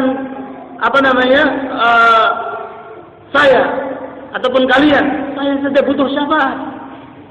Kemudian idhabu ila Ibrahim, pergilah kalian kepada Nabi Ibrahim. Sebelum itu Nabi Nuh alaihissalam menyebutkan dosanya. Sesungguhnya aku telah gunakan doaku untuk kebinasaan umatku sendiri. Rabbi la tadar alal ardi minal kafirina dayyara. Itulah dosa terbesarku kepada umatku. Aku sudah tidak bisa mampu memberikan syafaat. Kata Nabi Nuh alaihissalam, Rabbi la tadar alal ardi minal kafirina dayyara. Ya Allah ya Rabb, jangan engkau berikan sejengkal tanah pun di atas muka bumi ini bagi orang-orang kafir itu. Binasakan mereka. Idhabu ila Ibrahim, pergilah kalian kepada Nabi Ibrahim. Kemudian Nabi Ibrahim didatangi oleh umat manusia. Manusia meminta dan memohon kepada Nabi Ibrahim, wahai Nabi Ibrahim, berikanlah syafaat kepada kami. Nabi Ibrahim pun mengatakan, nafsi nafsi. Saya juga butuh syafaat. Kemudian idhabu ila Musa, pergilah kalian kepada Nabi Musa alaihissalam. Nabi Ibrahim menyebutkan, sesungguhnya aku telah berdosa kepada Allah Subhanahu wa taala, yaitu aku pernah berbohong ataupun berdusta dalam 3 perkara. Makanya para ulama mengatakan itu bukan dusta yang dimaksudkan oleh Ibrahim, tapi adalah sifat tawadhu'nya Nabi Ibrahim alaihissalam. Salah satu di antara dusta yang dimaksudkan oleh Nabi Ibrahim adalah ketika beliau menghancurkan patung-patung sesembahan Namrud dan umatnya. Kemudian Nabi Ibrahim didatangi oleh manusia dan ditanya, wahai Ibrahim, benarkah engkau yang menghancurkan berhala-berhala kami dan Tuhan-Tuhan kami ini? Maka Nabi Ibrahim alaihissalam mengatakan, jangan tanyakan kepadaku, tanyakan saja kepada patung yang paling besar Tuhan kamu ini. Nabi Ibrahim menganggap itu adalah dusta. Nabi Ibrahim tidak mengatakan, ya saya yang menghancurkan. Lalu Nabi Ibrahim alaihissalam ketika dipanggil oleh Namrud dan ditanya tentang Sarah, istri beliau, kalau Ibrahim menjawab Sarah adalah istri beliau, maka Namrud akan membunuhnya. Maka Nabi Ibrahim alaihissalam waktu itu menjawab, apakah dia istrimu? Maaf, kata Namrud berkata kepada Nabi Ibrahim, siapa wanita itu? Maka Nabi Ibrahim alaihissalam menjawab, dia adalah saudara perempuan seakidahku. Beliau tidak menjawab dia adalah istriku, tapi dia adalah saudara perempuan seakidahku. Kemudian yang ketiga adalah ketika ditanya ataupun diundang ataupun diajak oleh Namrud dan umatnya untuk merayakan berada di hadapan para patung-patung, dia mengatakan inni saqim, saya sedang sakit. Maksudnya adalah sakit hatinya Nabi Ibrahim alaihissalam. Beliau menolak ajakan mereka. Manusia kemudian berbondong-bondong kepada Nabi Musa alaihissalam, meminta syafaat kepada Nabi Musa alaihissalam. Nabi Musa pun menjawab sama dengan jawaban yang sama. Nafsi, nafsi. Saya adalah orang yang lebih butuh kepada syafaat. Saya tidak bisa memberikan syafaat. Idhabu ila Isa. Pergilah kalian kepada Nabi Isa alaihissalam. Sebelum itu Nabi Musa alaihissalam menyebutkan tentang salah satu dosanya. Kata Nabi Musa alaihissalam, inni qataltu nafsan lam umar biqatliha. Aku telah membunuh seorang, padahal orang tersebut tidak pernah Allah perintahkan kepada aku untuk membunuhnya. Saat itu ada seorang Bani Israel yang ditampar oleh Nabi Musa alaihissalam, sekali tamparan kemudian meninggal. Makanya dalam Al-Bidayah wa Nihayah, orang-orang di zamannya Nabi Musa alaihissalam itu kalau mau ngambil ikan, nangkap ikan tuh cukup terjun ke laut, ngambilin ikan aja. Karena memang orangnya besar-besar. Ya wajar kalau nampar sekali, kemudian meninggal. Seperti itu. Karena memang besar-besar orangnya. Kita bayangkan Nabi Adam alaihissalam, beliau 60 hasta. Dalam sebuah tafsir dikatakan 27,9 meter tingginya. Sangat besar sekali. Manusia di zaman Nabi Adam, sebagaimana dalam Al-Bidayah wa Nihayah, dalam tingkat zamannya Nabi Musa, seperti itu. Manusia yang ingin makan ikan ya ke laut. Kalau misalnya tingginya 15 meter, kalau lautnya 10 meter ya nggak kelelep kan begitu. Masya Allah. Nabi Musa kemudian mengatakan, idhabu ila Isa alaihissalam. Pergilah kalian kepada Isa alaihissalam. Manusia berbondong-bondong kepada Nabi Isa alaihissalam. Mereka minta kepada Nabi Isa syafaat. Nabi Isa menjawab, nafsi, nafsi. Aku adalah orang yang lebih butuh kepada syafaat. Idhabu ila Muhammad. Pergilah kalian kepada Nabi Muhammad sallallahu alaihi wasallam. Inilah yang dimaksudkan oleh Rasulullah SAW. Wa u'titu syafaat. Aku diberikan syafaat oleh Allah Subhanahu wa taala dan tidak diberikan kepada nabi-nabi sebelumku. Hanya saja Nabi Isa alaihissalam dalam hadis yang panjang ini tidak menyebutkan dosa yang pernah beliau lakukan. Wallahu taala a'lam apa hikmahnya. Namun manusia saat itu berkata kepada Nabi Isa alaihissalam, wahai Isa, engkau ini adalah hamba Allah Subhanahu wa taala. Allah Subhanahu wa taala telah meniupkan ruh kepada ibundamu. Engkau adalah seorang nabi yang mampu berbicara di saat engkau dalam pangkuan ibundamu. Berikanlah syafaat kepada kami. Jawabannya Nabi Isa seperti itu. Manusia kemudian berbondong-bondong kepada Nabi Muhammad sallallahu alaihi wasallam. Wahai Nabi Muhammad, engkau ini adalah penutup para nabi. Engkau adalah nabi yang telah diampuni dosa-dosanya oleh Allah Subhanahu wa taala, baik yang telah lalu maupun yang akan datang. Engkau ini adalah pemimpin para rasul. Wahai Muhammad sallallahu alaihi wasallam, berikanlah syafaat kepada kami. Lalu kemudian Rasulullah SAW bangkit dari tempat duduk beliau, menghadap Allah Subhanahu wa taala. Lalu beliau sujud dalam keadaan sujud yang sangat lama.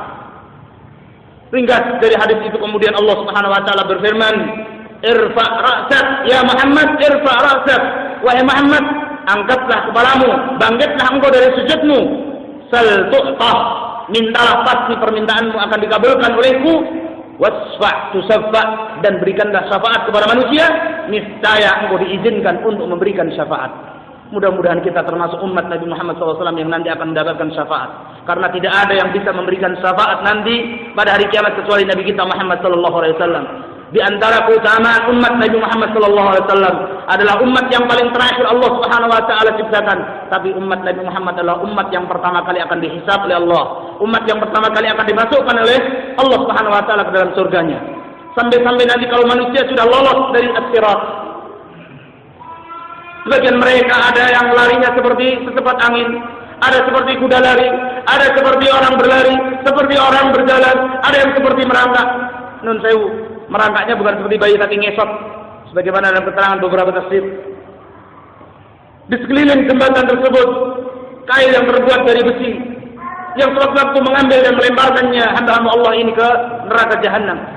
Bagi mereka yang sudah lolos dan mereka berada di pintu-pintu surga, tidak secara otomatis pintu surga yang jumlahnya 8 kemudian terbuka. Kemudian manusia seenaknya kemudian masuk dalam surga Allah Subhanahu wa taala, tidak. Bahkan manusia saat itu tidak sabar menghadap kepada Nabi Adam alaihissalam. Wahai Adam, engkau kan bapak manusia, engkau adalah manusia pertama. Coba minta izin kepada Allah Subhanahu wa taala untuk bisa masuk surga. Kata Nabi Adam, aku tidak bisa. Kemudian Setelah itu Rasulullah sallallahu alaihi wasallam yang mengetuk surga, mengetuk pintu surga. Malaikat penjaga pintu surga pun mengatakan, "Man anta?" Siapa Anda? Kemudian Rasulullah SAW mengatakan, "Saya Muhammad sallallahu alaihi wasallam." Kata malaikat penjaga surga, "Demi Allah, wahai Muhammad, aku tidak diperintahkan oleh Allah Subhanahu wa taala untuk membuka pintu surga ini kecuali hanya untukmu ya Rasulullah." Jadi siapa penentu masuknya kita ke dalam surga? Adalah Rasulullah SAW. Lalu bagaimana kita mau masuk surga kalau kita tidak mau mengikuti ajaran Rasulullah? Bagaimana kita mau mendapatkan syafaat Rasulullah kalau kita tidak mau mengikuti ajaran Rasulullah SAW? Bagaimana kita akan mendapatkan syafaat Rasulullah kalau kita benci terhadap ajaran Rasulullah?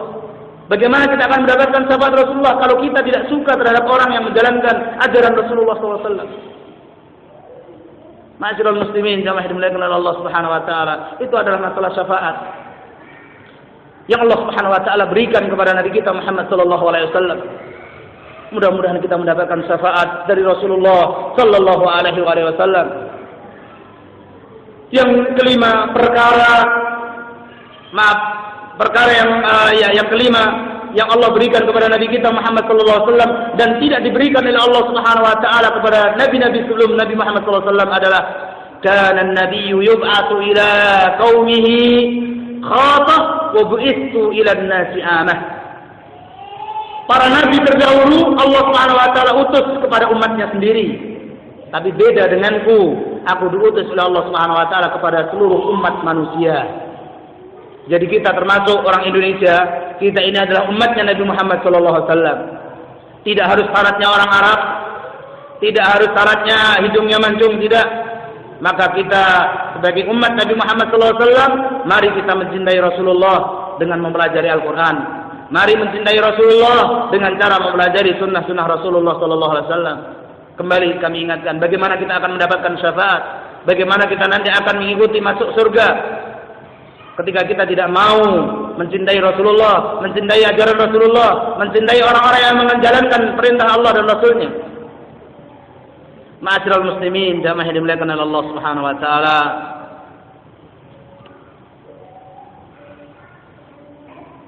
Di antara dalil yang menunjukkan bahwa Nabi Muhammad sallallahu alaihi wasallam adalah rasul yang membawa risalah Islam untuk seluruh umat manusia adalah firman Allah Subhanahu wa taala dalam surat Al-Ahzab ayat 40. A'udzu billahi minasyaitonir rajim.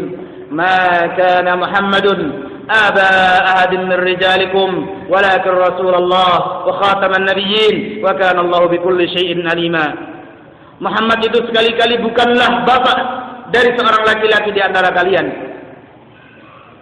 Ini ayat ini turun ketika tadi Rasulullah SAW mengangkat Zaid bin Harithah menjadi anak angkat.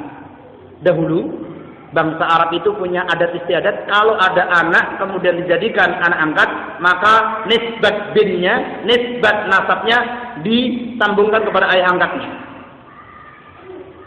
Kemudian tadi cerita kelanjutan dari Zaid bin Harithah, setelah perjalanan berapa waktu menikah dengan Zainab bintu Jahash, ternyata keluarga mereka tidak harmonis.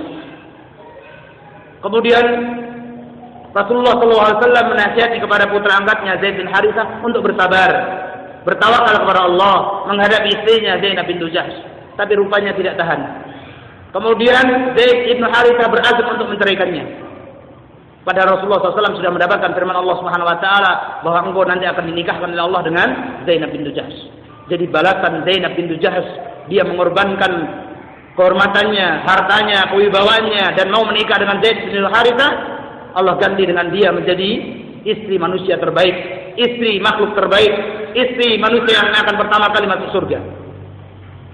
Oleh karena itu ayat tadi menghapuskan tentang adat istiadat bangsa Arab tadi, bahwa seorang anak angkat tidak boleh dinasabkan binnya kepada ayah angkatnya. Sehingga ketika Rasulullah SAW menikah dengan Zainab, maka batallah adat istiadat itu. Rasulullah SAW ketika mendapatkan ayat bahwa Allah Subhanahu wa taala menikahkan Rasulullah dengan Zainab, Rasulullah SAW takut, khawatir bangsa Arab akan mengatakan Muhammad SAW menikahi istri dari bekas dari istri anak angkatnya sendiri.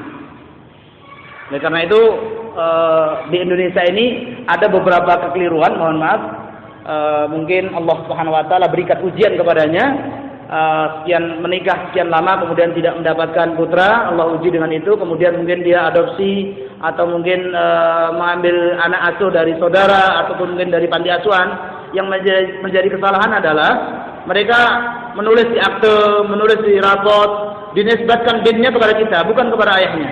Dan ini nanti akibatnya memang dorornya atau madorotnya lebih besar dan banyak. Contohnya, kalau anak angkat itu adalah anak perempuan, maka antara misalnya saya mengangkat anak seorang perempuan, saya jadikan anak angkat dan saya nisbatkan binnya ke saya, bin Abdul Aziz misalnya seperti itu, maka sejatinya antara saya dengan dia tidak mahram. Dia pun dengan anak-anak saya yang laki-laki pun juga tidak mahram. Itu di antara madorotnya. Kalau anak itu laki-laki, maka dia dengan istri kita, dengan anak-anak perempuan kita juga tidak mahram. Belum lagi nanti hukum waris mewarisi. Kadangkala anak angkat dapat warisan. Seperti itu. Kemudian madorotnya sangat banyak sekali. Belum misalnya kalau juga di lain sisi anak tersebut adalah perempuan. Saya bukan walinya, tidak sah saya menikahkan dia. Tapi yang berhak untuk menikahkan dia adalah walinya. Entah orang tuanya, pamannya, atau kakaknya, atau adiknya. Saya tidak punya hak. Jika saya menjadi wali untuk dinikahkan, bisa jadi madorotnya akan datang lagi. Perbuatan dia dengan suaminya bisa jadi adalah zina. Bagaimana dengan nasib anaknya dan lain sebagainya. Inilah madorot-madorot yang ditimbulkan dari adat istiadat bangsa Arab saat itu, hukum tabanni. Hukum tentang menjadikan anak angkat dinisbatkan nasabnya kepada ayahnya.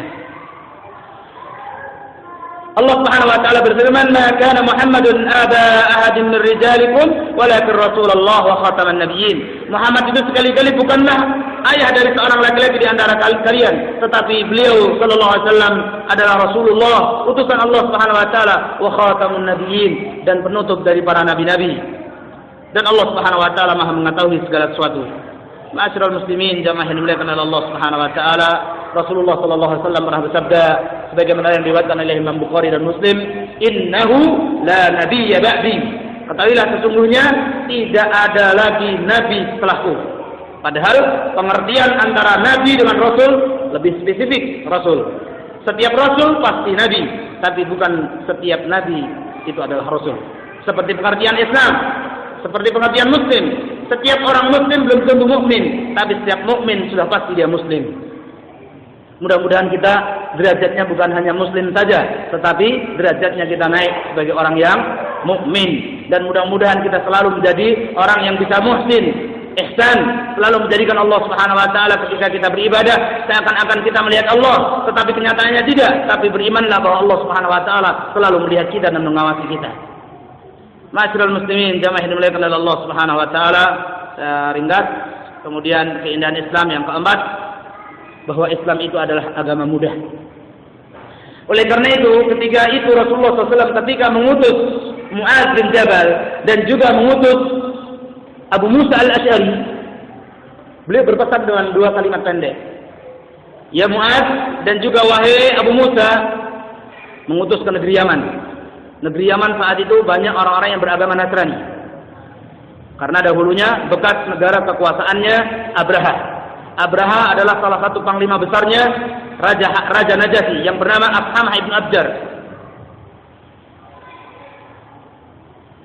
Banyak orang-orang yang beragama Nasrani. Apa pesan Rasulullah SAW? Pesan Rasulullah SAW dua kata pendek. Wahai Mu'adz, wahai Abu Musa, yassira wa la tu'assira. Mudahkanlah oleh kalian agama Islam ini. Jangan engkau persulit Islam ini. Contoh ya, contoh kemudahan dalam Islam.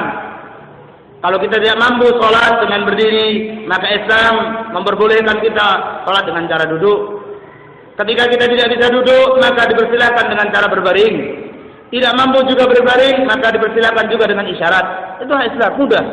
Orang yang safar bisa qashar salatnya. Orang yang safar ketika bulan Ramadan, dia bisa tidak puasa dan menggantinya pada hari yang lainnya. Itulah Islam. Ketika dia berbuat dosa, cukuplah bagi dia untuk bertaubat kepada Allah Subhanahu wa taala, istighfar. Tapi tidak dengan selain Islam. Di selain Islam ada, kalau mau menebus dosanya, dia harus membayar kepada pemuka-pemuka agamanya dengan nilai nominal yang tertentu. Ma'asyiral muslimin, jamaah yang dimuliakan oleh Allah Subhanahu wa taala. Allah Subhanahu wa taala berfirman dalam surat Al-Baqarah ayat 185, A'udzu billahi minasyaitonir rajim. Yuridullahu bikumul yusra wa la yuridu bikumul usra. Allah menghendaki kemudahan bagimu dan tidak menghendaki kesusahan ataupun kesukaran bagimu. Allah juga berfirman dalam surah Al-Hajj ayat 78, "Wa ma ja'ala 'alaikum fid dini min haraj." Allah tidak menjadikan kesukaran untukmu dalam agama ini. Rasulullah juga bersabda dalam hadis yang ma'ruf, "Innad dina yusrun." Sesungguhnya agama Islam itu adalah agama yang mudah. Kalau kita lihat kok terkesan Islam itu susah, ya oknumnya itu yang susah. Tapi ajaran Islamnya mudah. Kok kelihatan Islam itu kok samar, keras. Bukan Islamnya, bukan ajaran Islamnya yang samar ataupun keras. Oknumnya yang keras dan juga susah. Oleh karena itu, jamaah yang dimuliakan oleh Allah Subhanahu wa taala, kadang-kala kenapa kita seperti ini? Ya karena kedangkalan ilmu saya, ilmu kita. Rendahnya pemahaman kita terhadap Al-Quran dan Sunnah. Kemudian, ma'asyiral muslimin, jamaah yang dimuliakan oleh Allah Subhanahu wa taala. Allah Subhanahu wa taala juga berfirman dalam sebuah ayat yang sangat ma'ruf, la yukallifullahu nafsan illa wus'aha.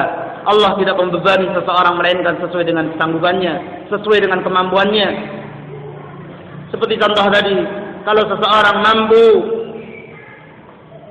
untuk sholatnya dengan cara berbaring, maka berbaringlah. Dulu pernah ada kisah sebagaimana riwayat Abu Hurairah radhiyallahu anhu, dan ini kisah sering disampaikan oleh para asatidzah. Seorang sahabat datang kepada Rasulullah SAW sambil terboboh-boboh yang mengatakan, "Ya Rasulullah, celaka aku ya Rasulullah." Ada apa? Rasulullah SAW bertanya kepada sahabat ini, "Sesungguhnya aku ya Rasulullah, aku telah berbuat layaknya seorang suami istri pada siang bulan Ramadan." Maka kemudian, ini lihat gambaran kemudahan Islam dan ringannya Islam, semampunya seorang hamba Allah Subhanahu wa taala menjalankan Islam. Lalu kemudian Rasulullah SAW, kalau begitu hendaknya engkau berpuasa 2 bulan berturut-turut. Mampu kamu?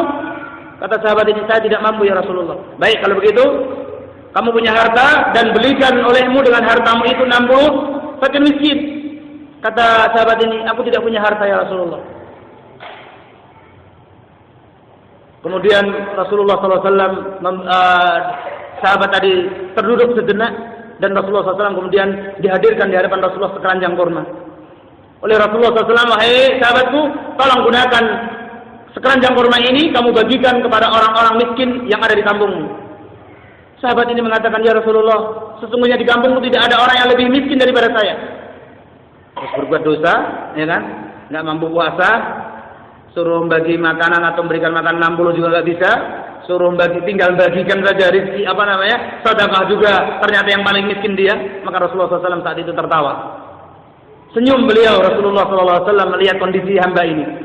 Kok ya ngono ya, wis orang duwe, ya kan? Masih berbuat seperti itu melanggar syariat Allah Subhanahu wa taala. Sudah kalau begitu, ini adalah sedekah buat kamu gunakan kurma ini untuk bersedekah kepada keluargamu sendiri. Cukupkanlah keluargamu. Kalau sisa, bagilah kepada tetangga-tetanggamu. Inilah Islam, semampunya. Ma'asyiral muslimin, jamaah yang dimuliakan oleh Allah Subhanahu wa taala. Yang disayangkan itu kan gini, fenomena yang ada. Islam itu kan mudah. Contoh, zikir habis salat itu mengucapkan misalnya tasbih subhanallah 33, tahmid 33, takbir 33. Kenapa harus memberatkan diri dengan zikirnya harus 1000 kali, 2000 kali, 4000 kali? Kan Islam mudah, sudah ada tuntunan Nabi Shallallahu Alaihi Wasallam. Kenapa kita disunahkan untuk puasa Senin Kamis, puasa Daud misalnya, puasa tengah bulan seperti kemarin misalnya Selasa, Rabu, Kamis, Rabu, Kamis, Jumat misalnya, pertengahan bulan, atau puasa Asyura kemarin. Pada puasa Asyura kemarin ya, puasa ya, insyaallah ya. Puasa Asyura itu imma harus dilengkapi untuk menyelisih orang Yahudi, imma ba'dahu wa imma qablahu, imma qablahu wa imma ba'dahu. Untuk menyelisih mereka, entah puasa di Tasu'anya, kalau tidak berkesempatan puasa di Tasu'ah hari ke-9-nya, maka berpuasa di hari ke-11-nya untuk membedakan dan menyelisih orang-orang Yahudi. Seperti puasa, ada puasa Senin Kemis. Allah Subhanahu wa taala berikan syariat itu. Kenapa? Seperti yang saya sampaikan tadi. Harus ada puasa pati geni, puasa ngebleng, puasa mutin dan sebagainya. Kenapa harus menyusahkan diri? Islam itu mudah. Ya, di antara kemuliaan hari Senin itu apa? Ada yang paham? Apa kemuliaan hari Senin itu? Kenapa kok di antara hikmah puasa itu ada hari Senin? Karena memang hari Senin punya kemuliaan. Di antaranya adalah bahwa kata Rasulullah SAW, "Bu'itsu yaumal itsnaini, wulidtu yaumal itsnaini wa bu'itsu yaumal itsnaini wa hadartu yaumal itsnain." Rasulullah tidak mengatakan dan saya meninggal pada hari Senin. Padahal pada kenyataannya Rasulullah meninggal pada hari Senin. Kata Rasulullah SAW, "Aku lahir pada hari Senin. Allah utus aku menjadi seorang Rasul, turun wahyu pertama kali pada hari Senin, dan aku diperintahkan oleh Allah Subhanahu wa taala untuk hijrah pada hari Senin." Rasulullah tidak mengatakan dan aku meninggal pada hari Senin. Di sini ada beberapa kesalahan sebagian kaum muslimin di antara kita ketika kita ditanya tentang umur Nabi. Berapa umur Nabi sallallahu alaihi wasallam? Berapa? Berapa umur Nabi sallallahu alaihi wasallam? 63 ya. Itu 63 hitungan Hijriah. Padahal antara Hijriah dengan Masehi itu rata-rata dalam setahun bedanya 11 hari. Kalau dikalikan 63 tahun ya kira-kira 3 tahun sekian lah. Artinya sebetulnya Nabi SAW kalau kita hitung dengan Masehi itu sekitar 61 tahun 3 bulan. Kalau hitungannya Masehi. Tapi kalau hitungannya Hijriah datanya 63. Kayak saya misalnya. Saya kalau hitungan Masehi saya 38. Bisa jadi kalau saya hitung Hijriah sudah 40 tahun. Anon saya Pak, jenengan isonipun pun pinten Pak? Bapak nggih, pinten Pak? 59, Masya Allah, mudah-mudahan barokah, mudah-mudahan diberikan kesehatan dan barokah dalam hidup Bapak dan juga keluarga, mudah-mudahan seperti itu. 59, itu secara Masehi. Mungkin kalau dihitung secara Hijriah, mungkin Pak Jurnya sudah 61 mungkin ya. Seperti itu, mungkin seperti itu. Inilah beberapa kesalahan tentang umur Nabi Shallallahu Alaihi Wasallam. Dan kita nih sebagai seorang Muslim kadang-kala juga aib ya. Orang Islam tapi tidak hafal bulan-bulan Islam. Kaitannya dengan Hijriah gitu kan. Hafalnya ya suro, dengan sekarang nih kasih suro. Sepi orang nikah kalau sekarang. Muharram, ada yang hafal nggak? Muharram, Safar, Rabiul Awal, Rabiul Tsani, Jumadal Ula, Jumadal Tsaniyah, Rajab, Sya'ban, Ramadan, Syawal, Dzulqa'dah, Dzulhijjah. Wah, sebetulnya kita malu sebenarnya. Orang Islam masa nggak hafal dengan bulan-bulan Islam kan begitu. Hafalnya bulan Masehi, mundur aja hafal. Ya kan kayak kita kan mundur aja Pak. Desember, November, Oktober, September, Agustus, Juli mundur hafal. Kita suruh bulan-bulan Hijriah aja nggak hafal. Kita sekarang berada di bulan Muharram tanggal 17 insyaallah biidznillah taala. Dan mudah-mudahan umur kita barokah, umur yang Allah Subhanahu wa taala berikan kepada kita dan sisa hidup kita ini yang Allah berikan mudah-mudahan barokah. Mudah-mudahan Allah Subhanahu wa taala senantiasa berikan hidayah kepada kita berada di atas jalan yang Allah ridhoi, Allah cintai. Bisa jadi kita hari ini tertawa, bisa jadi hari ini kita hadir di majelis taklim, bisa jadi hari ini kita mungkin di hadapan saudara-saudara kita akan disolati di sini.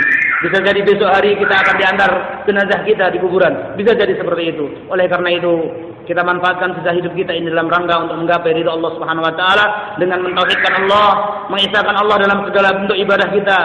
Kita jangan sampai terjerumus dalam kesyirikan. Tadi Ibnu Qayyim mengatakan 3 pokok fondasi kebahagiaan manusia di muka bumi dan akhirat adalah 3 fondasi.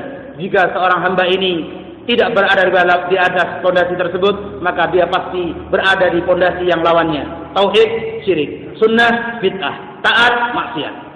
Kita tinggal introspeksi diri. Kalau kita bicara dosa, naudzubillah, kita tiap hari dosa. Ya kan? Salat aja 5 waktu. 5 waktu aja cuma 5 kali. Sekali salat paling 10 menit. Ya kalau diterima, ya kalau syarat-syarat salatnya sah, ya kalau wudunya sah. Makanya Abu Bakar As-Siddiq radhiyallahu anhu pernah beliau menangis terseduh-seduh. Beliau salat sekali dan beliau memohon kepada Allah, "Ya Allah, jika salatku yang 1 kali ini saja Engkau terima sebagai bentuk amal ibadah Aku kepadamu, maka aku ridha untuk Engkau cabut nyawaku sekarang." Lihat, seorang manusia sekaliber Abu Bakar, manusia terbaik setelah Nabi dan para Rasul, setelah Rasulullah SAW dan para Rasul yang lainnya, Abu Bakar pun mengatakan seperti itu. Masya Allah, kita kan tidak pernah muhasabah seperti itu. Jamaah yang dimuliakan oleh Allah Subhanahu wa taala, mohon maaf yang sebesar-besarnya, sudah pukul 11 lewat 10 Kalau tidak salah waktu zuhur juga mungkin 10 menit atau 15 menit yang akan datang sudah tiba. Saya pun juga nanti jam 3 sudah ditunggu oleh ikhwah panitia di kelurahan kami. Ada pengajian seluruh ibu-ibu, mungkin sekitar 300-an orang, alhamdulillah. Mengharapkan kami bisa mengisi tentang pengajian tentang Islam. Saya juga tidak ingin terlambat nanti. Mohon maaf, barangkali saya tidak bisa lebih banyak, walaupun pada materi sebetulnya masih ada sekitar 6 halaman lagi. Mudah-mudahan bermanfaat buat saya, sebagai motivasi buat saya, sebagai muhasabah buat saya, dan mudah-mudahan bermanfaat buat bapak-bapak ibu sekalian. Wa akhiru da'wana alhamdulillahi rabbil alamin. Mohon maaf bila ada kata-kata saya yang kurang berkenan, tingkah laku kami yang kurang sopan kami mohon maaf. Saya sangat terbuka bila Bapak Ibu sekalian dapatkan saya salah dalam menyampaikan, salah dalam menyampaikan materi, maka saya sangat terbuka untuk bisa ditegur, untuk bisa dinasihati, diberikan masukan, karena saya adalah orang yang ataupun hamba Allah Subhanahu wa taala yang sangat dangkal dan sangat sedikit ilmunya. Tapi dengan sedikit itulah mudah-mudahan hidup kita barokah di sisi Allah Subhanahu wa taala. Kita sampaikan apa yang kita punya. Kita sampaikan ayat Allah Subhanahu wa taala yang sudah kita pahami dan hadis Nabi sallallahu alaihi wasallam yang kita pahami. Dan mudah-mudahan kita selalu berada di atas jalan yang Allah Subhanahu wa taala ridhoi, dan mudah-mudahan kita mendapatkan nikmat Allah Subhanahu wa taala berupa husnul khatimah, akhir hayat yang baik.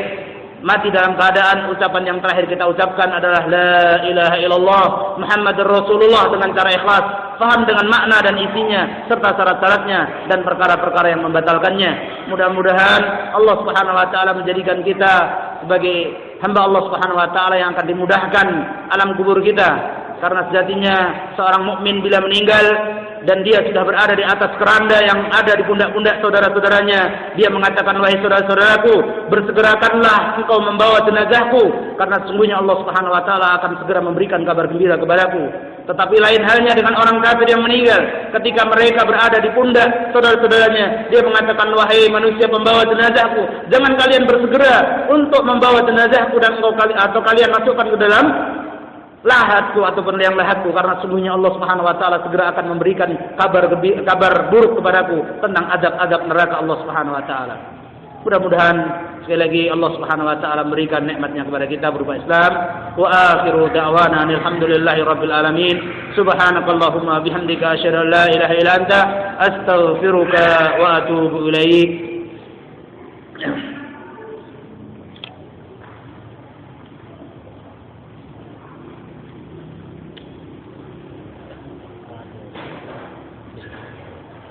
Sampai akan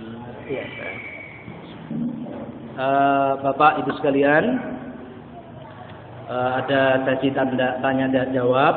Saya sampaikan bila pertanyaan saya mampu dan bisa menjawab, maka saya akan jawab. Tetapi kalau saya tidak punya ilmunya sama sekali dan saya tidak paham, maka saya akan jawab wallahu a'lamu bishawab. Hanya Allah dan Rasul yang tahu tentang itu.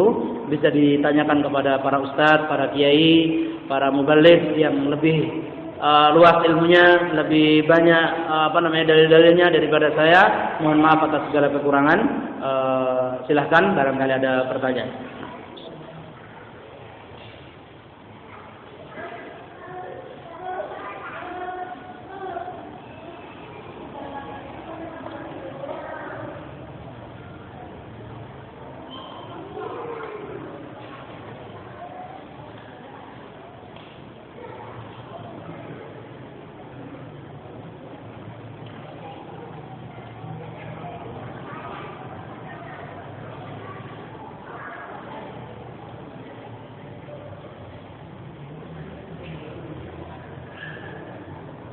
Baik, sekiranya tidak ada pertanyaan, alhamdulillah kita akhiri pengajian di siang hari ini. Tetapi ada satu hal yang ingin kami sampaikan, sebuah dalil yang menunjukkan bahwa Islam mengajarkan, agama Islam membawa keadilan. Pernah suatu hari Rasulullah Sallallahu Alaihi Wasallam berada dalam posisi merebahkan diri di bawah sebuah pohon karena beliau harus menjemur baju beliau yang basah. Sedangkan para sahabat saat itu sedang berkeliaran jauh dari Rasulullah SAW. Rasulullah SAW dalam keadaan sendiri, tidak ada sahabat yang menemani beliau. Tiba-tiba ada seorang yang bernama Du'tur datang menghampiri Rasulullah SAW sambil menghuduskan pedangnya. Karena Rasulullah SAW dalam kondisi tidak siap, karena Rasulullah SAW dalam kondisi beliau sedang merebahkan diri, secara otomatis beliau tidak mampu untuk melakukan perlawanan. Orang tersebut mengatakan kepada Nabi Muhammad SAW, wahai Muhammad, ini dalil bahwa Islam mengajarkan kepada kita, bahwa Islam mengajarkan untuk menyayangi yang lain, memaafkan yang lain, apapun kesalahan mereka. Islam juga mengajarkan tentang keadilan. Begitu orang tadi menghunuskan pedangnya tepat di leher Nabi SAW, wahai Muhammad, sekarang siapa yang berani menyelamatkanmu dari pedangku ini? Kata Rasulullah SAW, wahai orang, karena Rasulullah SAW waktu itu belum kenal, wahai orang, sesungguhnya yang akan menyelamatkan diriku dari pedangmu itu adalah Allah Subhanahu wa taala. Lihat tawakalnya Rasulullah SAW. Kata Rasulullah SAW, yang menyelamatkanku dari tabatan pedangmu adalah Allah Subhanahu wa taala.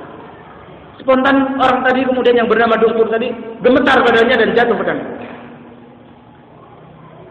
Yang tadinya Rasulullah SAW tinggal ditebas lehernya kemudian meninggal, bisa jadi seperti itu. Kemudian setelah Rasulullah SAW menjawab seperti itu dan jatuh pedangnya, giliran Rasulullah SAW kemudian menggapai pedang itu dan beralih posisi. Wahai orang, sekarang siapa yang akan bisa menyelamatkan dirimu dari pedangmu itu? Kata orang tadi, tidak ada. Benar tidak ada? Iya, ya sudah. Kamu sudah berbuat kepadaku seperti itu, dan aku pun juga berbuat hal seperti itu juga sama denganmu. Tapi aku sekarang dalam keadaan mampu sebetulnya untuk bisa menghabisimu atau membinasakanmu. Tetapi wahai saudaraku, niscaya apa yang engkau perbuat kepadaku, aku maafkan. Nabi SAW kemudian memaafkan itu. Apa hikmah dari memaafkan dari orang tersebut? Rasulullah SAW bisa jadi dengan leluasa Rasulullah SAW ganti membunuh tersebut. Tapi Rasulullah SAW sangat menyayangi hamba Allah Subhanahu Wa Taala ini. Hikmahnya sangat besar. Begitu Rasulullah SAW, silahkan anda pergi, silahkan anda tinggalkan tempat saya ini. Anda tidak saya apa-apakan walaupun anda tadi hampir membunuh saya. Kemudian spontan hamba Allah Subhanahu Wa Taala, wahai Rasulullah, aku akan masuk Islam. Kemudian Rasulullah SAW memerintahkan hamba tersebut untuk mandi besar, untuk taharah. Kemudian datang dan mengucapkan syahadat. Dan baguslah dan baiklah Islamnya. Oleh karena itu, jamaah yang dimuliakan Allah Subhanahu Wa Taala, jangan pernah merasa putus asa dan kecewa. Bisa jadi dengan satu ayat yang kita sampaikan, bisa jadi dengan penampilan kita yang merupakan itu adalah akhlak yang mulia, bisa jadi dengan dalil satu hadis seseorang hamba Allah Subhanahu Wa Taala mendapatkan hidayah. Oleh karena itu, jamaah yang dimuliakan Allah Subhanahu Wa Taala, mari kita setelah mendapatkan ilmu, karena mencari ilmu adalah hukumnya wajib. Setelah mendapatkan ilmu, maka mari kita amalkan.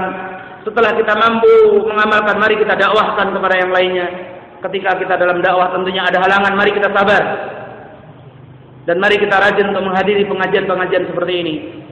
Abu Bakar dan Hamdalah pernah bercakap-cakap. Hamdalah datang tergoboh-goboh kepada Abu Bakar. Wahai Abu Bakar, saya ini munafik. Saya ini munafik, wahai Abu Bakar. Saya ini munafik. Kata Abu Bakar, lah kenapa?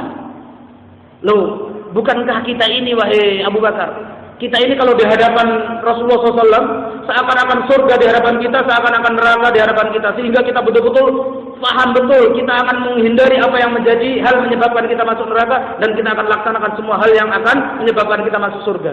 Tapi wahai Abu Bakar, bukankah ketika kita keluar bebas dari hadapan Nabi kemudian lupa semua nasihat-nasihat Nabi itu? Bukankah itu munafik? Maka kemudian mereka berdua sepakat datang kepada Nabi. Ya Nabi, kami tadi seperti ini, seperti ini. Rasulullah SAW menyatakan, ya Hamdalah sa'atan sa'atan. Wahai Hamdalah, sejenak demi sejenak. Artinya apa? Ya jangan sampai hati ini kemudian kering dari siraman. Mohon maaf, kita biasanya kalau menghadiri taklim begini, wah, apa yang disampaikan oleh kiai, oleh ustaz, masuk di sini. Usahakan-akan, ya Allah, ya Allah, ya Allah. Tapi bisa jadi kita baru melangkahkan kaki kita dari masjid sudah lupa. Makanya ketika nanti misalnya minggu depan ada kajian lagi dari ustaz siapa atau dia siapa, ya datang lagi, dapat lagi peringatan, ingat lagi. Makanya hikmahnya khutbah Jumat itu apa? Pendek, singkat, padat, dipahami oleh orang. Jumat lagi, nanti dengarkan peringatan lagi. Jumat lagi, peringatin lagi. Ya seperti itulah manusia kita. Nanti keluar dari majelis ini mungkin kita lalai. Apalagi kita disibukkan dengan pekerjaan kita, keluarga kita, ya kita akan lalai. Oleh karena itu, mari kita semangat. Ilmu kita semuanya sangat sedikit, gagal. Tafadhol kalau sudah masuk waktu duhur, saya akhiri. Wassalamualaikum warahmatullahi wabarakatuh. Ya, silakan Pak. Masalah niat wudu sama niat sholat, apakah itu diucapkan lisan apa dalam hati menurut ajaran Rasulullah? Baik. Ya, untuk masalah niat, baik itu wudu ataupun sholat.